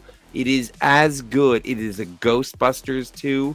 It is a thing of beauty that lives up to the first one. Not as much, but it is so good that I bathe in the joy of it existing. Let me ask you both this. Would you say that it's the best sequel ever made that has a completely different cast than its first movie? Don't forget about Mary Stuart Masterson, though. What's a better like part 2 that completely gets rid of all the characters? Because Dutch was supposed to be in this movie. He was supposed to be Keyes. Mm-hmm. You know, Keyes was written as the Dutch character. Dutch was going to be the Gary Busey character. Yeah. Well, the original script, and we won't get into it, it was bonkers. Like, Harrigan was like Dutch's brother, who was a cop in LA. It went nuts. And I'm glad they didn't do that, because then you fall into Jaws, where like Jaws only goes after the Brody family. Who could have played Schwarzenegger's brother convincingly? Who do you think? Danny Glover. Ben Thorson.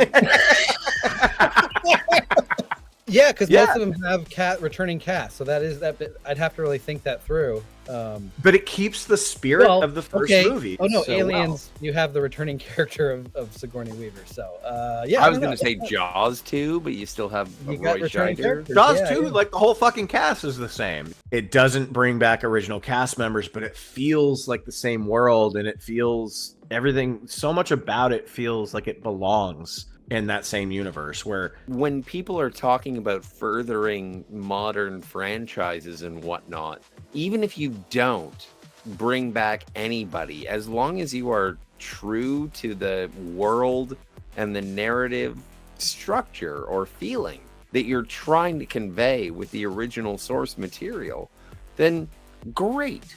Like, I'm glad that you're living in that world with a new story. If it doesn't feel like you're in that world, then it's a waste of time.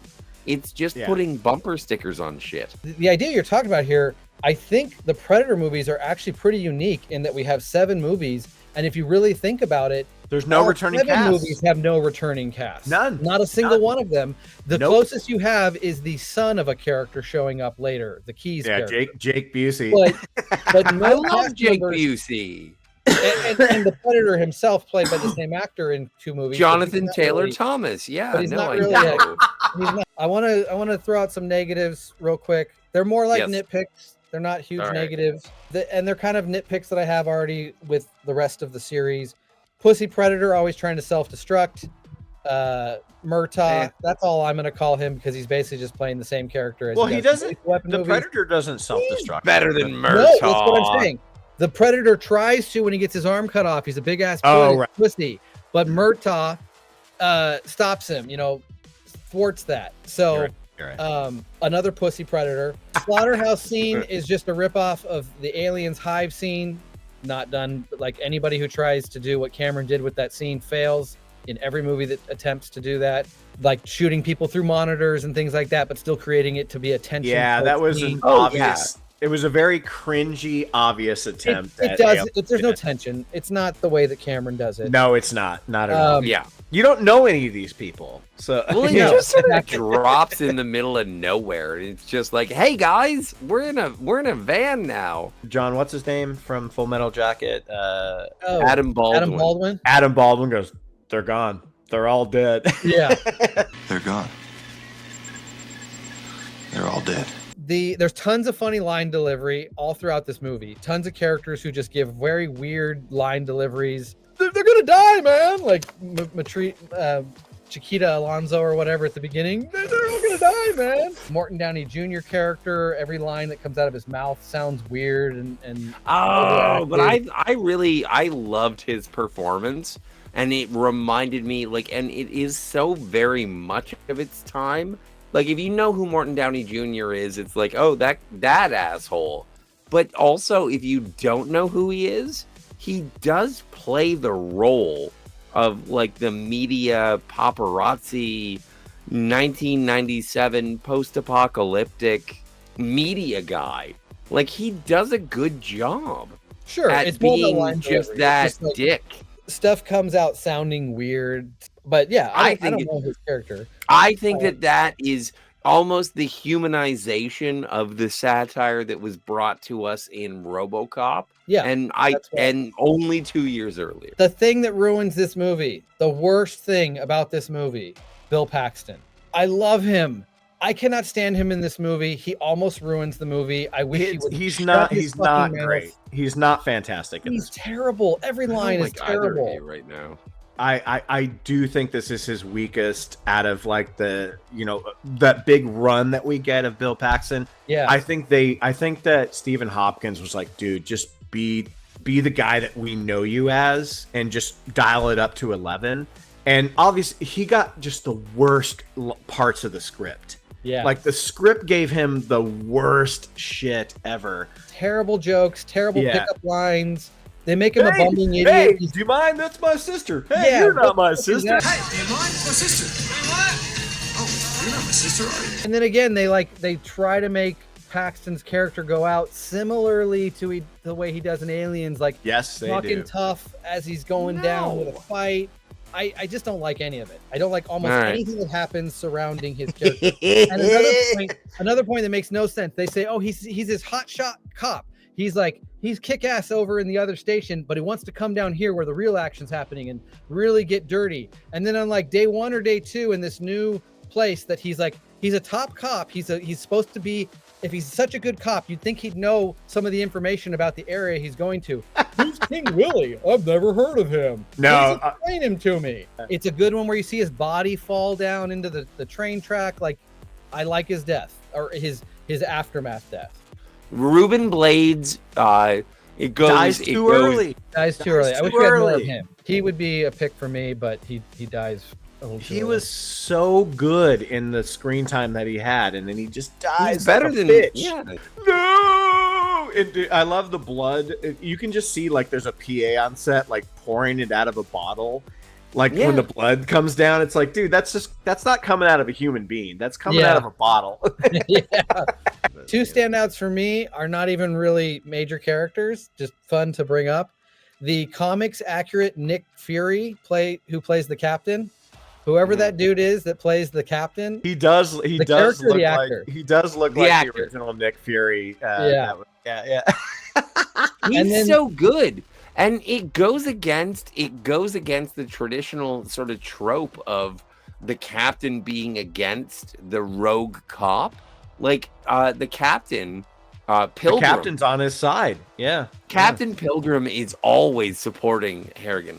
Yeah, he is. Is that his name, Captain Pilgrim? But again, Scotty, his hands are tied. The feds are calling the shots. Damn it, Mike. The feds are calling the shots on this. My hands are tied. Here is the real standout of the movie. The alien skull. It's done more to continue the Predator movies than any characters have.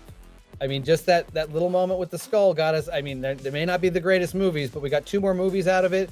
And the failure of one of those movies, I think helped push us back into making regular Predator movies to some degree. Yes. Where they're like, okay, we need to go back to the basics and get some more of just the standard Predator action. The alien skull, the xenomorph skull, is better than the entire film Alien vs. Predator 2. Requiem. I agree. I agree. Agreed. Best kill in this movie for me is Gary Busey, where you see him get cut in half, but you don't see his upper half fall. You see the blood come out, but you never see the second half of his body fall. I don't know why, but it's great. It's a great kill. And like I said, standout performance for me, Gary Busey, 100%. Lions, the tigers, the bears.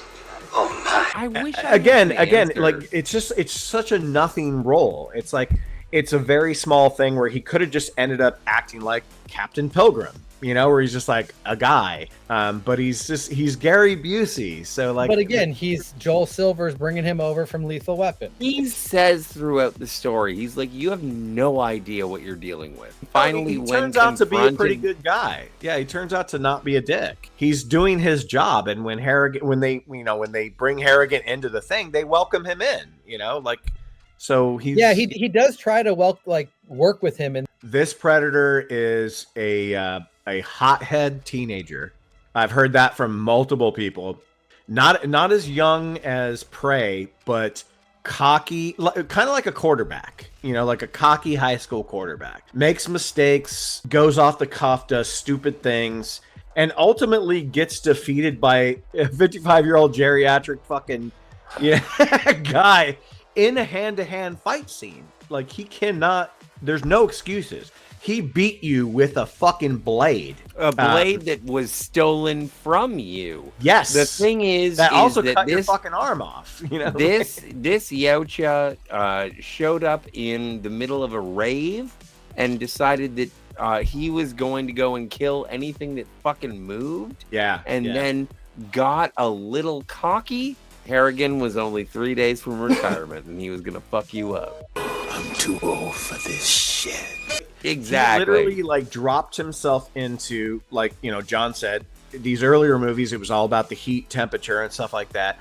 But he dropped himself into a drug war. They make the point that they come to the hottest places where there's conflict. Yeah. They mention that it's like Hiroshima, Beirut, Cambodia. He gets dropped into a place where, like, he's almost out of his depth because there's like feuding drug gangs that are like loaded with guns, and then there's like off the cuff cops and stuff like that. And you don't know if the Predator. The one thing we never know about the Predators is, do they do the research on what's going on, not just with location, but what's going on in the world in those locations. This one, I think, does the best job out of all of them and saying, like, yes, it does. Like, it's doing that on purpose. Like, that's why it goes after King Willie and it targets the gangs to some degree, so it knows who the dangerous prey for it to go after are. And it also saves the animalistic sex woman's life in this one, because those guys were gonna fucking kill her. You know, like, oh, by the way, is she still single? Predator looks great. Stan Winston. Did Stan Winston actually return to work on this, or is it just Yeah. Well, it still looks great. Still realized, has that texture, has that sweaty look, and everything that we want. Adds a lot of new weapons. You know, ups the arsenal. Shows us the medic kit in more description and stuff. So isn't this the first time that they show the net? Yes. Yes, it is. Yeah. And Danny Glover gets out of it. He gets out of it because he's got the blade. I feel that Predator 2 is the most connected film of the entire series. It has the most connections to everything in both directions. 1997 LA event is mentioned, and photos are shown in The Predator. The government agency chasing the Predator is established in this film, and it continues to show up in The Predator. Keyes talks about 1987's event in South America. He doesn't say Valverde, but he doesn't call it Guatemala. He just says South America. Among other references to the original film, obviously just a direct sequel has lots of references to the original film. Adds lots of new weapons and tech and vision modes that will become staples for future films. Shows us the different looks of predators and that they sometimes travel in packs. That's established in that final scene when they come back to pick him up, and you see all these different ones. They don't necessarily play up that they might be different species or races within the predators in that scene, but it does show that they travel together in packs or whatever, and that there's a lot of different ones and different ways that they look. The Predator is not thrown out in a pod, left alone to go do his fishing because he's super badass. They're there to supervise him because he's not that experienced. And apparently there to clean up the mess to some degree, but they don't. They just fly away. It is credit to the mythology of all of Predator is, and I have to say it's because of the xenomorph skull, but that is the thing where my analysis of this movie becomes heightened because there is that precious moment of the xenomorph in the Predator universe, and it opened my mind, and it was like, oh, what, they live in the same place? Oh. And within that continuity, it totally still worked. The aliens didn't have any interactions with humans, but they did at Predators. By 1997, Predators and aliens had battles, but it had nothing to do with humans, and that still worked for everybody's timeline. Well, it depends on what timeline you're looking at. If you're talking about... No, I don't think it does. No, listen, Scotty, if you're talking about I refuse to listen to your Jabberwocky. If you're talking about the Prometheus timeline, there is no xenomorphs. Yeah, you're right. You're right. Yeah. Is like in the infinite nature of the galaxy, the Predator would have fought with the xenomorph before humans interacted with the xenomorph.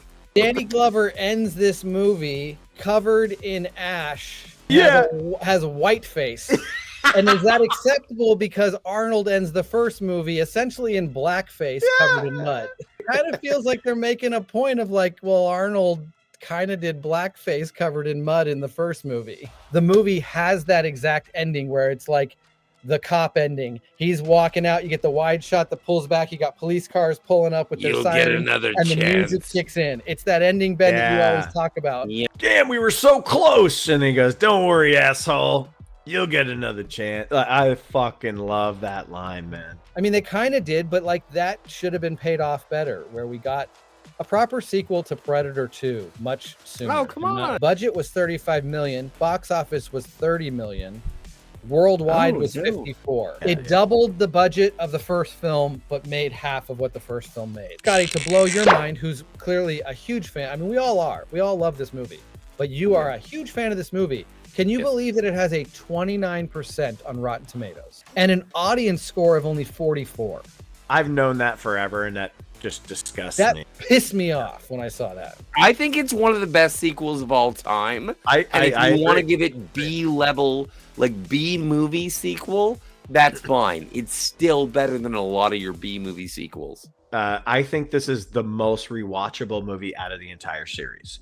And that includes number one, rewatchability, not quality. I know the first one's a better made movie, perfect action movie. I find this one to be more fun, and it's probably due to the success of the first one, kind of laying the groundwork and the foundation, and allowing this one to go get running right away and just be excited. That was my next thing I was going to say. Like, the reason this one shines is because it doesn't need to do that. That's already happened, and it makes it different enough too. Like, forget about the switching locations and forgetting the cast. It's like, it's such a different movie, but it still has the bones of the first one, connection to the first one. And Ben, I would kind of agree with you. This might be the more rewatchable of the first two. What hurts it for me to agree with you on that is Bill Paxton. He just breaks me. And thankfully he dies halfway through. I don't have to deal with him. If you're asking me, he definitively puts it below the original. You're so mad at Bill Paxton. But I don't think it's Bill Paxton's fault. His script scenes are just awful. I don't get why you're mad at Bill Paxton. Aliens vs. Predator released in 2004. There's an unrated version of this movie that actually starts in 1904 in Antarctica. So technically this would put it before the first Predator movie, at least for the scene that starts the film in the unrated version. This film was directed by Paul Anderson. After Paul Anderson's last film received such terrible reviews as, upon watching this movie, I feel my IQ has gone down and I'll never look at Adam Sandler the same way after all his awkward smile scenes and seeing him wreck an innocent bathroom and smash crackhead faces in with a tire iron. Punch drunk stupid. This does not make any sense as a movie. Characters do not make any sense. They do not have a life story, or if they do, it is not supposed to be what we see. The characters speak nonsense. You just wrote nonsense, fucking reviewer. Shut up! Shut the fuck up! Anderson decided to move away from the auteur space and venture into outer space with AVP. PTA had considered doing the sequel, but the studio wouldn't go for the title. There Will Be Green Acid Blood. I drink it up! I think that everyone who is performing in this, I think that they do a great job. They're doing what they have with the material they have, so I agree with you, Scotty. They're not bad. Like this is a PG-13 CW Alien versus Predator, and I think they're doing a great job. You kind of pointed out, because I feel like it's kind of like B-level acting, but yeah, like TV acting is kind of what it feels like. But it does have Tommy Flanagan in it, though. Come on. Tommy Flanagan is the bomb. Yeah, budget for this was $70 million. The most expensive movie in the Predator series. Actually, no, I'm sorry. The Predators was more expensive. We'll get to that. Well, at the time. Yeah, at the time. Okay, so this movie made $80 million in the US. It had an opening weekend of $38 million, which is very impressive. I remember like everyone calling it a big hit on its opening weekend because of that number, and then it faded very quickly. It still pulled out 80 million and 172 worldwide, which is pretty impressive, but everyone labels this a failure. It was not a failure. Even as like a box office thing, they kind of think it's a failure, but it's like that. Those are some good numbers. The Rotten Tomatoes score for this gem of a movie is 21%. Oh, that's hard. Bullshit. You know, and the audience score, tomatoes. The people like us that should know better, gave it a 39%. Paul W.S. Anderson, the brilliant mind behind Mortal Kombat. No, he actually did do Event Horizon. Event Horizon. Oh, he did Event Horizon? The movie he was actually coming off of, not Punch Drunk Love, was the first Resident Evil movie, I believe. So I think he actually does a really good job. I can't tell you much about all those other films that he has made. I've seen them all, but it's like there's nothing that stands out in terms of his directorial style coming from those movies. But I think there's some nice flourishes in this movie. They do a lot to set up a lot of characters, a lot of locations, and a lot of concepts very quickly in this movie. It moves at a really good pace, but it's not totally rushed to make sure that we get some Predator and Alien action too early in the movie. It still takes its time, but a lot happens in like 20 minutes in this movie. And then we start getting to the temple, and they take their time to establish what's going on at the temple as well. I thought there's some nice moments, directorial moments showing how we move throughout the temple. Some of it's just done with like the hologram that shows up on the wrist, and that gives them the ability to go into the hologram, move throughout the temple, and then reestablish themselves in a new space.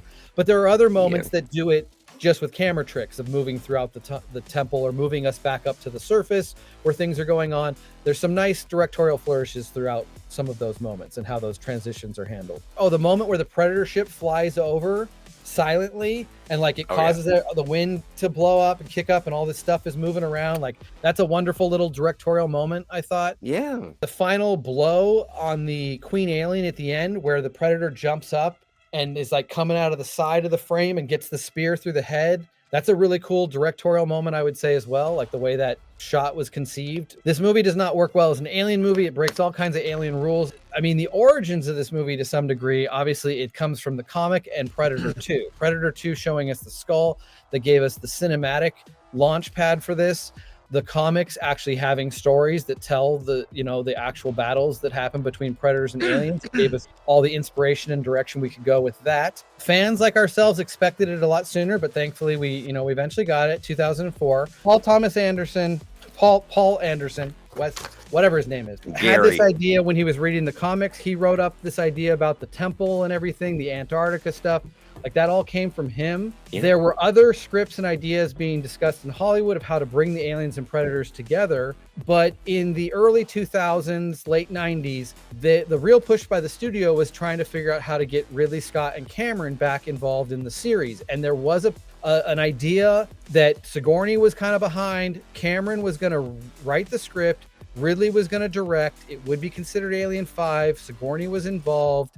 I'm not sure exactly at what point that script that the Predator versus Alien approach was favored over that script. The success of Freddy versus Jason. But that was just 1 year before. I feel like this was kind of already. No. They pushed it, dude. They rushed Alien versus Predator was shot in like 3 months. Like, okay, well that makes sense. So they thought they were maybe going to pursue this Ridley Scott project. Freddy vs. Jason comes out, huge success. They see the dollar signs that they want to put these two finally together and just make a quick version of that. And when Cameron and Ridley Scott heard that, they said, fuck you, we're not involved with Aliens or Predators movies anymore. We're out. And Cameron's quote, again, maybe Hollywood myth, but Cameron's quote to them was like, fuck you guys, you're basically just doing Frankenstein and the Wolfman.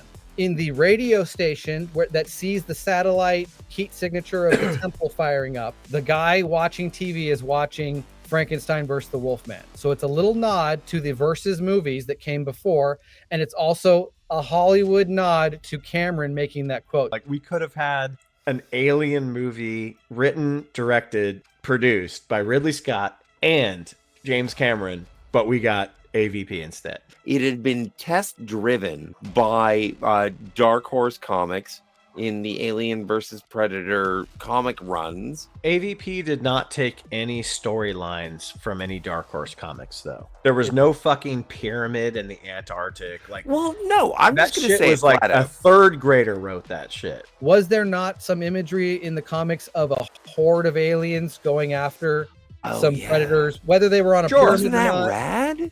No, but was that in the, I feel like that was in the comic. I love that Queen Alien satellite. The satellite that looks like Queen Alien. What a great way to start the movie. Really cool, inspired shot. Get us excited right from the beginning. Production design, practical effects are all done really well in this movie. Not so much, I mean, we're going to talk about the Predators in this movie specifically when we get there. The Alien stuff looks great. The Predators, not so much. But the practical effects are really appreciated. Yeah. I really like the laser blast. Cuts a hole down to the temple. That's like kind of a really cool sci-fi concept realized in this movie. It looks good the way it's realized. I actually like, you know me, I like plant and payoff. This isn't like, or like things that create consequences within action scenes. This isn't necessarily like a plant earlier and then a payoff later, but I like that there's a very realistic reason why they have trouble when they're climbing down the tunnel and one of them, you know, detached and slides. Lance Henriksen, he has to be saved. It's because the wind kicks up, a tarp flies off of something and gets caught in the wires. Like, that's a very realistic thing to create that situation. And I really appreciate not just stupid writing to just be like, well, we need a problem, just something's going to happen. Like that's what would have happened. The pods that hit the snow. That's a fucking, I love that scene. That's so cool looking. The 3 pods that come out, the way they look, the way that they fit into the style of Predator tech that we've already seen. Like, they fit the design that we expect to see Predator technology.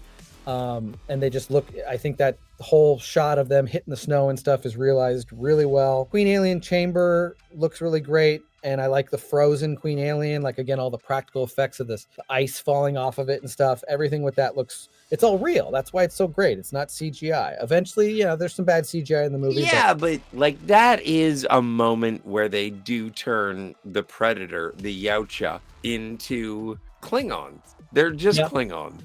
Yeah, kind of. I can see that. Yeah. And then they pull back out of that. And I like that, is because once you have the aliens versus the Predators and they're fighting, like, obviously the aliens are going to be the bad guys. Alien versus Predator fight is worth the wait. Yeah. Actually pays off and is the best part of the movie. It's a great fight. The fight is fucking awesome. I love the Indiana Jones vibes that you get sometimes. That like near miss, like the trying to get through the closing walls. And the blade comes flying through at the last second and he's able to fall and miss it. And my last positive is just the final fight is actually exciting and the effects are pretty great.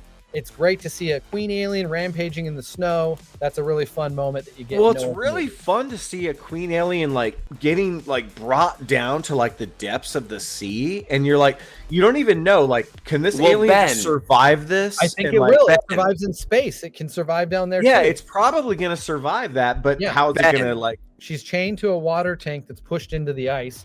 It drags her down. I mean, she gets stabbed a bunch of times. She gets chopped up. There's a bunch of stuff that happens to her, but ultimately she's chained. She's got a chain around her. It's the Jason and Crystal Lake's Oh, she's just dragged to the bottom of She's the just ocean. dragged That's in the exactly old what North it is, Pole. John. Okay, It's okay. the Jason part 6 or whatever, where it's like stuck. Well, Because you're like, the how image- long is this fucking alien stuck down there? in 10 years. And to be honest, it, Don't you remember Alien versus Predator they should. 1? They should. It just There was an floats back up. alien queen at the bottom of the North Atlantic. But yeah, I really like the shot of it being pulled down into the water because it's very reminiscent sure. of Aliens, of the Queen falling out into space. It's It also is, yeah. sequel Even though that's probably one of It's the more like slow motion. Like, one of the millisections seen of that. Aliens that I could take some kind of umbrage with was the little kicking legs of the alien as it's flying out in space. Hello, my baby. Hello, my honey. just treat the aliens like they call them in the movie, serpents. Like, we don't know what they are. They're just like serpents. They haven't fought the Dragons. colonial marines. They're nothing. Like, it's two completely separate movie entities, 100%. But I do really respect this movie for taking its time to open up and then show the people on the boat. And there's a cool, I mean, it's all CGI, but the cool shot of like the boat going through the Arctic and stuff like that. It's interesting shot. And then you're getting more and more stuff about Waylon. Like, is he dying? Like, what's going on with him? And then you get him with Lex. I think the lead character's name is Lex, I think. Yes. And they like her because reasons. Again, like for the first time in like a Predator or Aliens movie, really takes a long time. Yeah, this Whalen Arctic station where some crazy shit goes down, you get some penguin action, stuff like that.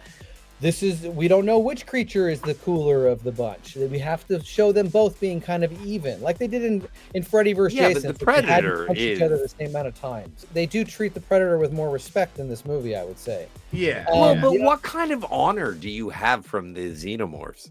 Like, they are kind of like, they're dicks. I think it's a television version. It is a PG-13 movie.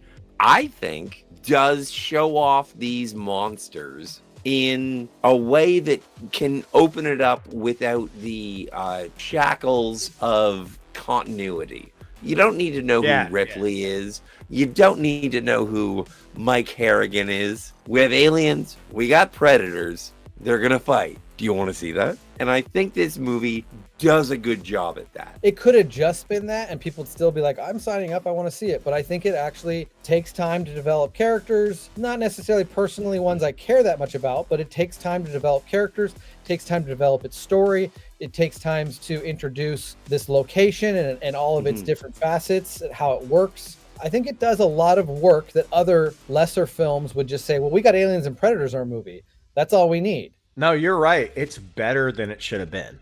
Yeah. For sure. As much as I like what Paul Thomas Anderson did in this film, Wes Anderson could have done a better job. There are just way too many like camera zooms in off screen kind of kills where nothing really happens. Just somebody screams and the camera kind of moves towards them. Oh, yeah. There's a few too many of that for my liking. I still really like this movie, but there's a few too many for my liking. Charles Bishop Whalen, very forced to make an alien connection, but I don't have to worry about that because we're here to talk about Predator movies. So I'm not really going to go into all my thoughts about why the issues connected to aliens movies. It lives in this universe. It's nice to see Lance Henriksen. Nice to see. Don't be a sourpuss. Speaking of Whalen, what's in Whalen's inhaler that he's sucking? Nicotine and phosphorus. Because I feel like when he in his death scene, he uses the same shit from his inhaler to create a flamethrower. What is he sucking down his throat? I thought it was supposed to be like concentrated oxygen. So a steady stream of oxygen with a flame in front of it would ignite and create a flamethrower? Depends on the concentration of the oxygen. If it were liquid, I don't know. Jägermeister. Stupid aside. They do characterize each of the aliens. They make one a bad guy. They make one a good guy. Well, they do the and teams are made. But when it comes down to it, well, and it's very distinct, but then that alien doesn't do anything. You know? Oh, that alien is freaking awesome. That alien I love awesome. how they do that. I love how they do the which alien? The one with the face, right? It's called or the other alien, one? like the grid alien. The score doesn't stand out at all. It's like barely even noticed. I barely even noticed the score, which is a shame. There's a one or two hints of Alan Silvestri, but nothing like in Aliens or anything like that. Yeah. Now I'm going to go into my list of bullshit that just doesn't work. Okay. The predators are considered teenagers. Giant sized predators we've ever seen. They are ridiculously large. They look horrible. Worst. I heard that was the designer of those predators regretted that, like by making them so kind of bulky. When it comes to the predator getting a face hugger on him, which I think is a completely bullshit moment of the movie. He's like putting his mask back on and he still gets one on him. And then he's fine. Okay with and he goes on. He lasts for, we don't know. There's no clock to tell me, but let's say 3 hours or something. Just 10 minutes before, to a human, it was instantaneously. But to the predator, he lasts long enough for us to wrap up the movie so that he can be brought into the ship. And then I also hate this because I like movies. I don't like when movies just force something stupid just to do it. The group of predators that brought him back into the ship is the final shot of the movie. And they walk away and you see the body laying on the table so the pred alien can pop out of its chest. It takes 8 seconds. Again, I'm a nerd sometimes and I want to count this to piss myself off. Yep. 8 seconds from the time the predators exit the frame to the thing jumping out. No one in the ship is still close enough to know that this had happened. No one was like, it bugs me with that. The Queen Alien knows to break itself out. Now, yes, it could be some kind of thing where they do kind of read each other's minds. I know that's a thing within the alien, the way they communicate. It's like this nonverbal thing, and maybe they understand things that are going on to other aliens. Basically, when the predators are trying to, like, the predators beat the grid alien, I think, or a couple other aliens, and it's almost like the Queen Alien knows we're losing this battle. You have to break me out, and tells its minions to start pouring acid, which works.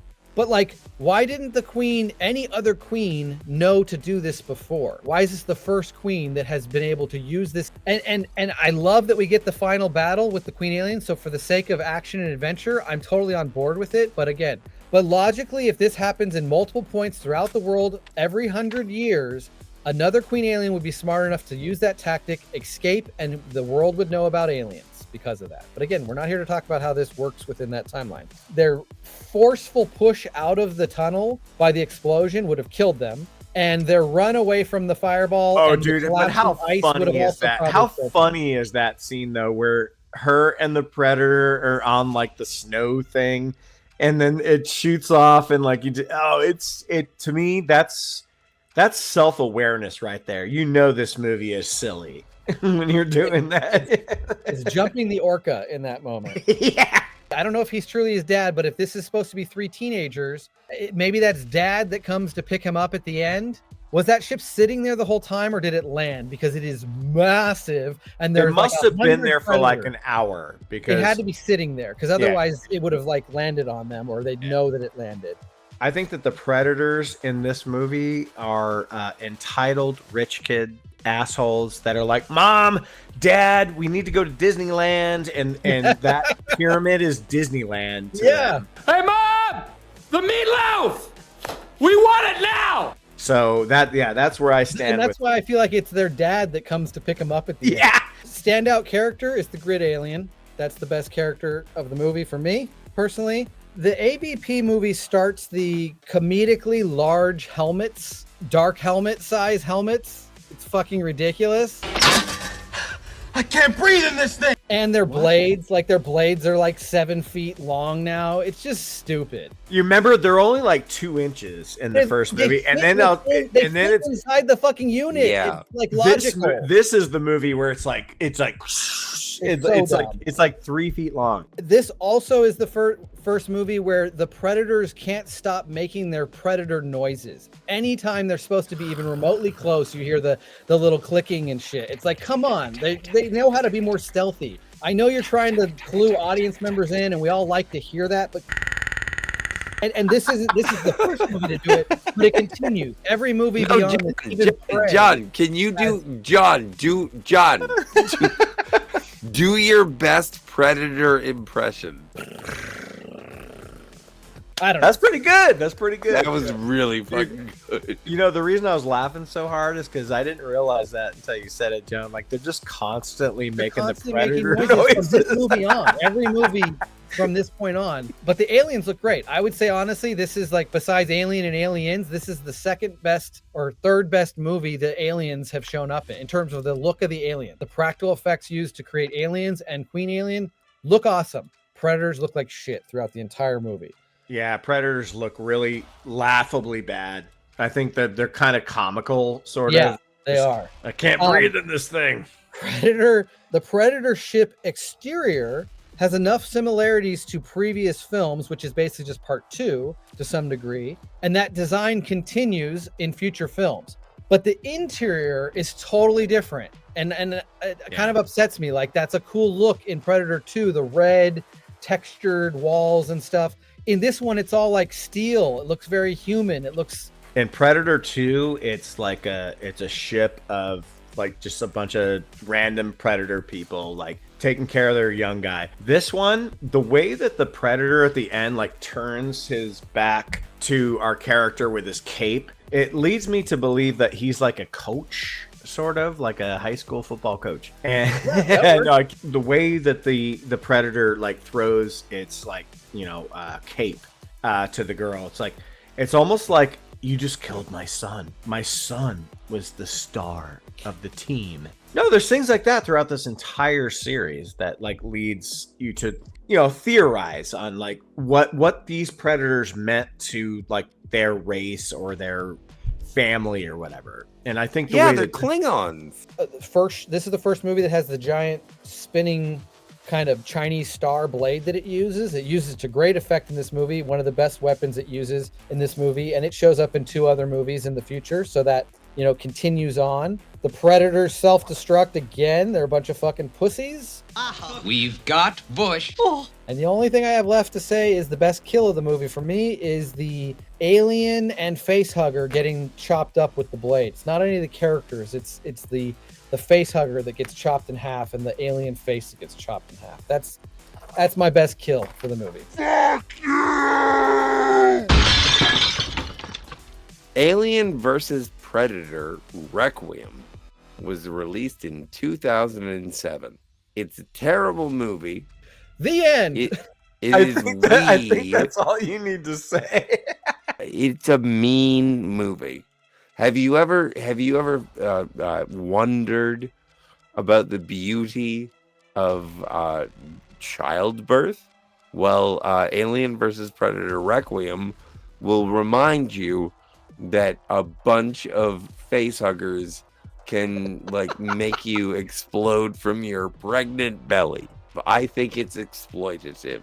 Yeah. I would suggest if you're like 8 months pregnant, or like you just did the pregnancy test and you and your wife and your husband or whatever, you're all excited about the new baby that's on the way, go and sit down and watch Alien vs. Predator Requiem and the movie Inside back to back. Make that your double feature. Oh, and also Teeth. Alien vs. Predator Requiem is one of the most mean-spirited, boring, nothing happens movies that ever. You are literally watching people run towards horrible things that happen, and then at the end of it, someone makes a quip. I could not agree with you more. What is the quip? So fucking mean-spirited and gross and boring. Like, mean-spirited can be interesting if it's like a Sam Raimi movie or something like that, where there's a purpose behind it.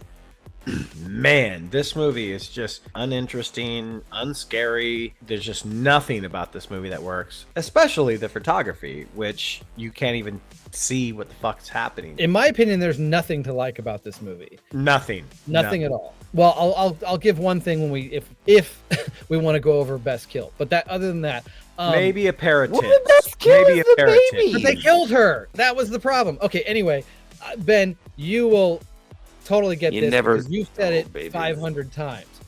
A Good Day to Die Hard is one of the worst sequels ever made to a blockbuster, part of a series that has many entries that everybody loves, and then this one is just such a pile of dog shit beyond almost any other series that has attempted to have 4 or 5 sequels and just put out something that is so shitty compared to the quality of the previous films. But this takes the cake as worse, and I would probably have to label it the worst sequel to ever be produced for any 100%. kind of major film.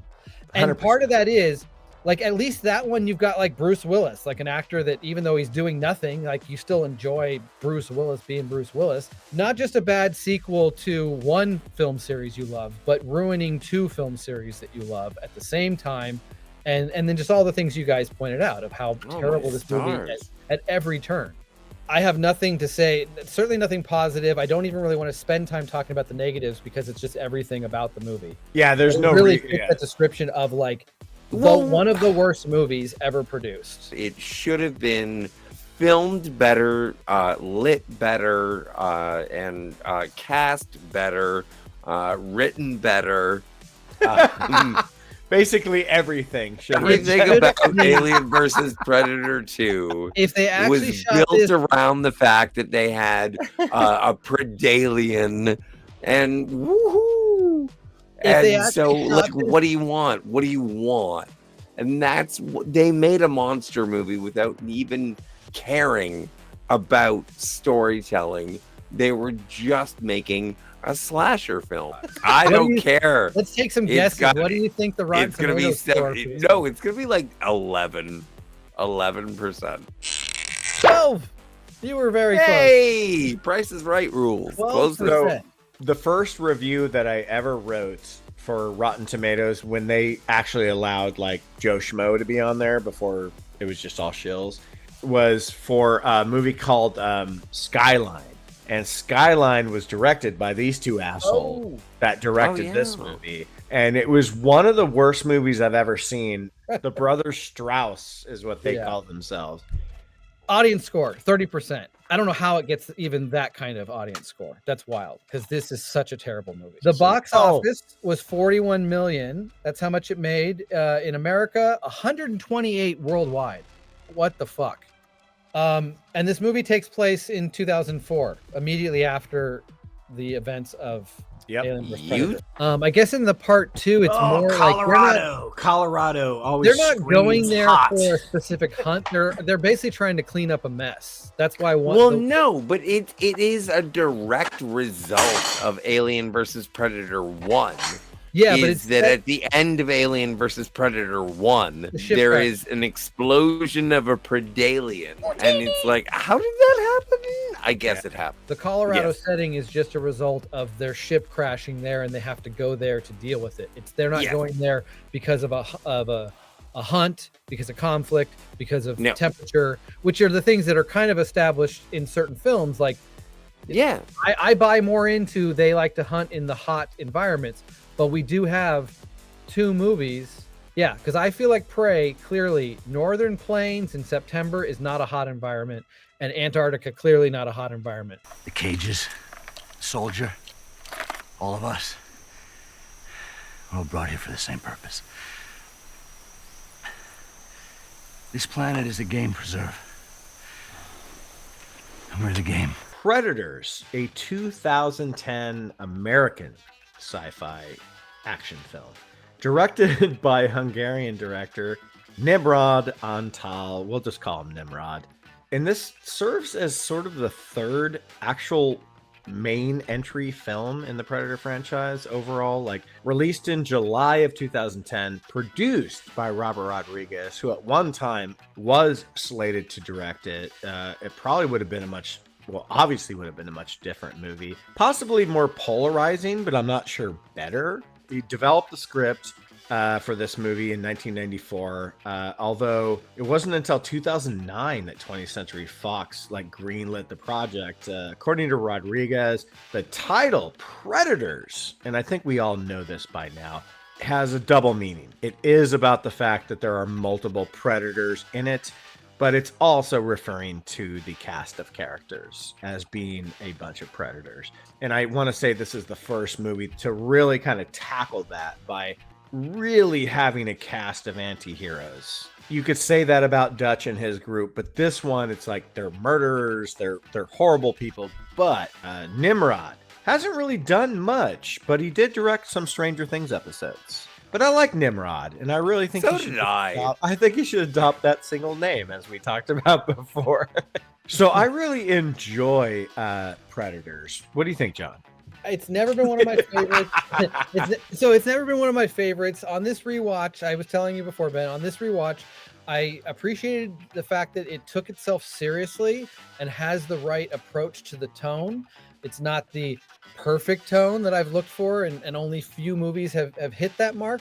It plays into what I think Predator 1 and Predator 2 give us in terms of their tone, but it's got a lot of, like, I don't really get that invested or interested in the characters. There's a lot of really fun, talented actors, and I don't know that they come to life as much as I would like. Some stand out more than others, and we can talk about that. But yeah, just my general thoughts is this is actually one of the weaker ones for me. And a big part of that is I just don't find it all that exciting. Like, it never really gets my blood going the way some of the other films are able to do. And I think that's Nimrod's fault, if I'm going to point it out. Blame Nimrod. And the thing is that I want to like this movie every time I watch it because I like the actors, but it kind of falls a little flat. And I think it's shot well. Like it is gorgeous to look at, and I think everyone is trying. For a Predator movie, it just doesn't have the kinetic energy. It's not exciting. I like the movie, but it's boring, I guess. I cannot disagree with you or John. I think you guys are both right, and Scotty, I think you nailed it. It's like I like this movie a lot, and I love the character actors. I love the interaction. Like Walton Goggins is great, but Scotty, I think you nailed it. It's like it doesn't hit that mark of like a Predator movie. Like it should. All the numbers are there. Everything is there. Like everything should be laid out perfectly. We're on this alien planet. We got all these great character actors, but there's something missing. And I think it's probably Nimrod. It's Nimrod. It's blame Nimrod. For what other attempts, at least the ones we've discussed other than Requiem, they've all gone in different directions. They've found a way to be their own movie. And this one is retreading the original. I think at that point in time, good. That's what Hollywood felt they needed to do, was to revert back to, let's make a movie just like the first movie. I even think about the name, like Predators plays into Aliens. It's the version in the Predator series that is the Aliens. Obviously, I find it more rewatchable than you guys do. It's an eclectic group of like character actors: Adrian Brody, Walton Goggins, Danny Trejo, Topher Grace, Lawrence Fishburne, Alice Braga. I mean, Mahershala Ali. Holy shit! No one even know that he's in this movie. 2-time Oscar winner. No, but my point is like you have all these great actors, and they're playing their characters great. The problem with this movie is like the story's not really progressing in any way, shape, or form. And then when it does try to shoehorn in, like, well, we remember the Schwarzenegger guy, like it's like, what? How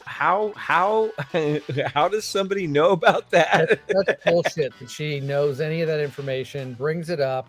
I also don't like how Brody somehow knows by her reaction that she knows more than she's letting on. I mean, sure, maybe that's a possibility, but like, it just leads us to have this let's big... not talk about Adrian Brody in his Batman voice. I'm here, kill me. Come on. We're like, these people have been taken from planet Earth to a different planet, right? They don't know that though. And the reveal I of that know, is but once you find it out, then it explains why they their vocal inflections. That explains why Adrian Brody sounds like Batman. That is the movie's biggest reveal, probably its biggest kind of original and interesting point, is that this takes place on another planet, and that moment when they find out should be played better. It just it's not really that interesting or exciting Shitty or, movie, or I guess. awe-inspiring moment. It's a very small budgeted movie with big ideas, and you can tell that those ideas didn't get. And Ben, this might be nitpicky. This is me, being me. To be honest, the shot they give us that establishes you're on another planet has like 5 different things floating in the sky, 5 different celestial bodies. There's a moment earlier where they're trying to figure out the compass, and he's pointing out, hey, the sun hasn't moved, so he sees a sun. Yeah. Well, what the fuck? Just because there's some trees around them, they can't see any of this other shit in the sky. And that You never seen a sundial? That moment specifically, they are standing on a rock face with no trees above them. It might be cloudy, but still, I just find it a little bit bullshit that they can't see that the skies are not right until till 35 minutes into the movie or whatever the moment that's supposed to be a good reveal, and still handled poorly. This movie was shot on location in Kauai, Hawaii. 53 days, though. This movie took 53 days to shoot. It introduces all these somewhat new things to the universe. Yeah, the dogs. Some type of different species of predators. Like, we kind of seen that leading up to this movie, but it's a bit more confirmed in this one, where they're battling and they're supposed to look quite different, even though they don't. Well, they do that in other the aliens Predator. that they hunt, Yeah. that they do nothing with, those other alien species. And then the Fishburne character, which is like a nice little interlude for a few minutes. It seems very interesting when you first meet him and the setup to his involvement in the movie, but it just peters out within a few minutes, and it has a lackluster wrap up to why he's in the movie and how he gets dispatched. Yeah, he just wants to kill them for their stuff, but why does he want to smoke them out? Why didn't he just shoot them? He tricks them into drinking his water source, which he poisoned, and that they all fall asleep. But that's not what happened. That's another movie, apparently. Can I say I think this movie is simultaneously the most original story to take place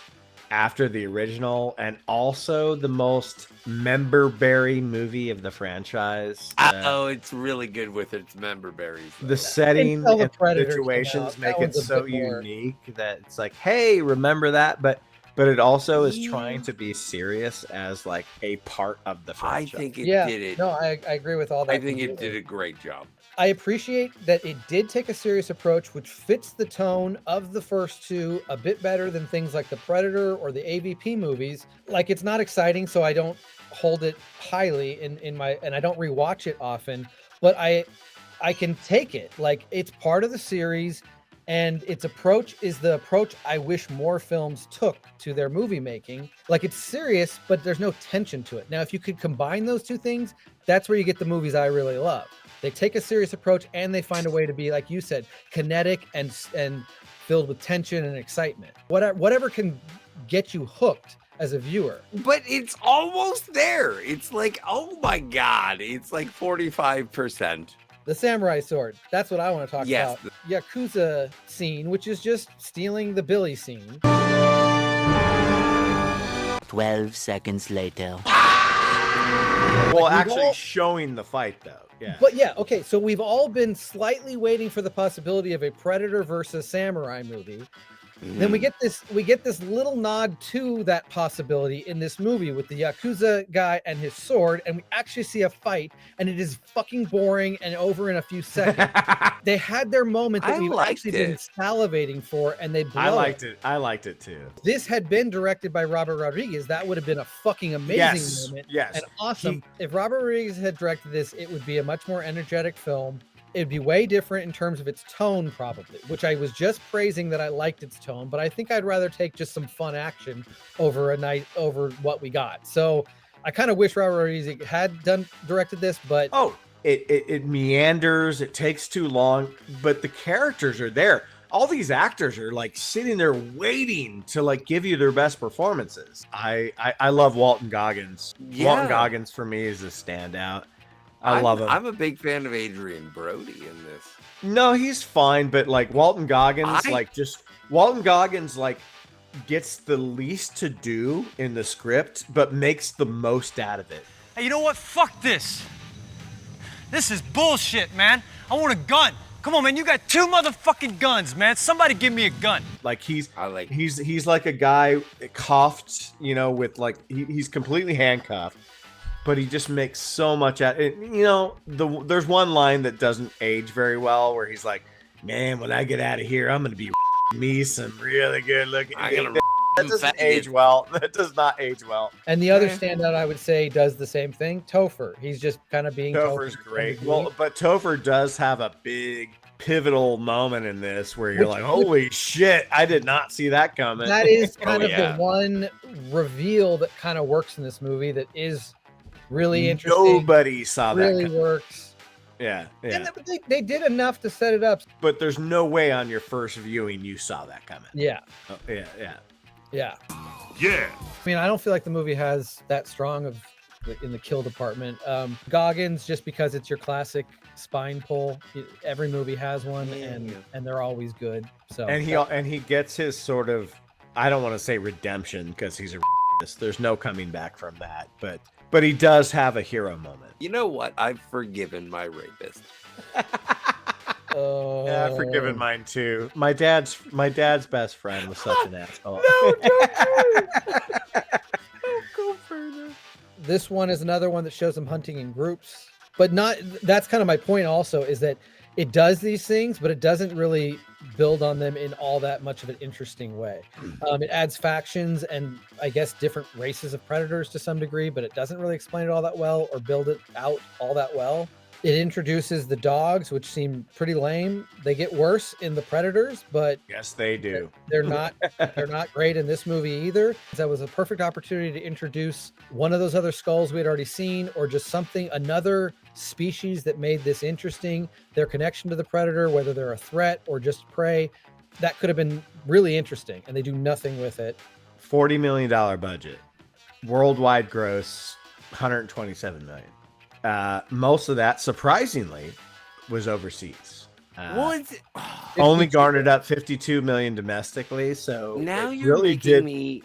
It's not a success. $40 million budget. That's a lot of money. Well, it's nothing compared to these days. In what year?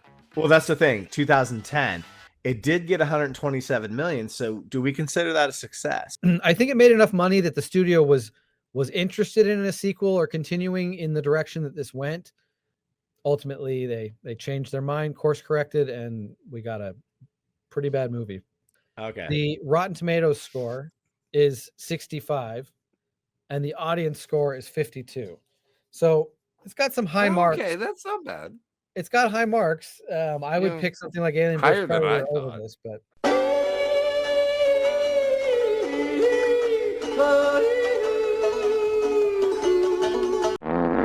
The Predator 2018. The film takes place in October of 2018.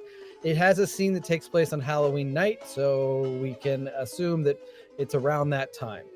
And I believe it's like in Ohio, most of the movie, which is not a specifically hot setting again for a Predator movie. It's Ohio in October. That's not hot. The movies are all over the place on where the Predators are willing to go and hunt. But in this movie, they're not really hunting. They're, again, like cleaning up a mess and trying to hunt down a different predator. The movie is directed by Shane Black, who was an actor in the first Predator movie. He played Hawkins. I was going down to my girlfriend. I said to her, "Jeez, you got a big pussy. Jeez, you got a big pussy." She said, "Why did you say that twice?" And I said, "I didn't." See, it's because of the echo. He went on to, he wrote a bunch of movies like Lethal Weapon and a number of awesome action movies from the 90s, like Last Boy Scout and Long Kiss Goodnight. Eventually got directing gigs, starting with Kiss Kiss Bang Bang. After that was Iron Man 3, or at some point was Iron Man 3. That put him on the Hollywood radar as considered kind of a big blockbuster filmmaker. He did do a really great movie in between Iron Man and putting out this piece of shit, The Predator, that was The Nice Guys. And that's a totally different style movie that's more Kiss Kiss Bang Bang style movie. I know there's studio meddling with this movie, but I do put some of the blame on Shane Black. Some of the ideas that I know came from him are not really that great in this movie. Like, the cast of this movie is actors, people. I don't know their names. I watched it. Kind of. This movie is trying to be a fucking SNL sketch for 90% of its runtime. Oh my! Yeah, pretty much. And then when it tries to be a Predator movie and throw in the Predator music, you're like, Go fuck yourself. No. I appreciate the score. Kind of goes back to its roots after a couple movies. I mean, Predators uses the score a bit as well, but it had been a while. It's a nice return to hear the score. It's very bloody and violent when it needs to be. It's like the it doesn't Predator have enough action and enough violence ultimately, but some of the moments, like in the early scenes with the body hanging and like the skin hanging off of it, and then it gets chopped in half. Like those are some pretty good moments of gore and violence. Olivia Munn saying, "Did you say eat my pussy?" Eat your pussy. Wait, what? How you doing? No, you just said eat your pussy. Like, why is that in the movie? Okay, you wanted to show her slightly undressed. No, it's supposed to be. Movie. I thought it was supposed to be vulnerability. It was supposed to be. She went into an area that was really cold, and so she got naked, so the Predator didn't see her. Yeah, it didn't care about it. Well, no, she's unarmed and nude and in the cold because you can see her ship. Very cold. I didn't get anything Her about that being nipples cold. pointy. But whatever. Like the whole point of like Either way, she's fucking smoking hot. I'm gonna throw something out. This movie's a mess, but after watching it again, it's the best movie ever. Let me Favorite finish. movie. For the first time watching it since its initial release, I find it more entertaining than I remember. It's really dumb. It has its moments, but it also has its moments of like, why did they decide to do that? But I have to say, after rewatching it last night, it's kind of a fun movie, I guess. You know, Well, it's really that's how stupid. I took it the first time. I came out of it, we did our review, and I was like, I don't know. I had fun with it because I saw Predators fucking people up. It's been a long time. Shane Black is kind of a standout comedy writer more than I'd say an action director. I think the writing in the film, it's not like a great screenplay, but I think some of the jokes really worked for me, which was surprising. I think I was just happy to see Predators fucking people up for 2 hours and enjoyed that experience. You know, after knowing what you're really getting in with this movie and seeing it multiple times now, it's terrible. Like it's a piece of shit. It's a giant. And I kind of wish it didn't exist in the Predator universe because the Predator universe is a lot better to not have this movie in it. But yeah, messy script, messy editing, messy Predator progression. Like they do so many, you guys were pointing out, they do all kinds of weird what the fuck shit with the Predators that don't make any sense with the previous movies. I kind of wish this movie, instead of having the storyline with the kid, which everything about the kid is just shit and terrible, and he's a really good actor. God, when he's like on Christmas or not on Halloween night wearing that thing, I'm just like, dude, what the fuck are we watching? The Halloween scene is so crazy. The kid fucking kills somebody. Yeah. The helmet just blows a house up and kills a dude, and we just move on. The story doesn't not care at all. This whole movie, the second act is about a father and son trying to bond, and the father keeps telling the son, killing is bad, but then he just keeps murdering people in front of his son. Yeah. Or if your mother's vagina was a video game, she would be rated E for everyone. It's like, dude, what? What? Well, like, you know what? fucking did that? Like, Some of that's those so stupid bad. jokes are what I like more. Like, if I'm gonna say I like any of the dumb jokes, it's kind of those jokes. But your when mama it, jokes and stuff. you keep hearing about how these are like elite soldiers and they're like badasses, but all you get is they're like weird things. Like one's like Tourette's and one's like a comedian. Well, that's why they're the crazies. No, I know, but when it comes to them actually fighting, like you don't believe it at all. When they're like, Oh, yeah. we got our machine gun, like you're just like, no, that's just Key and Peele, like shooting a machine gun. Yeah, Like, I agree.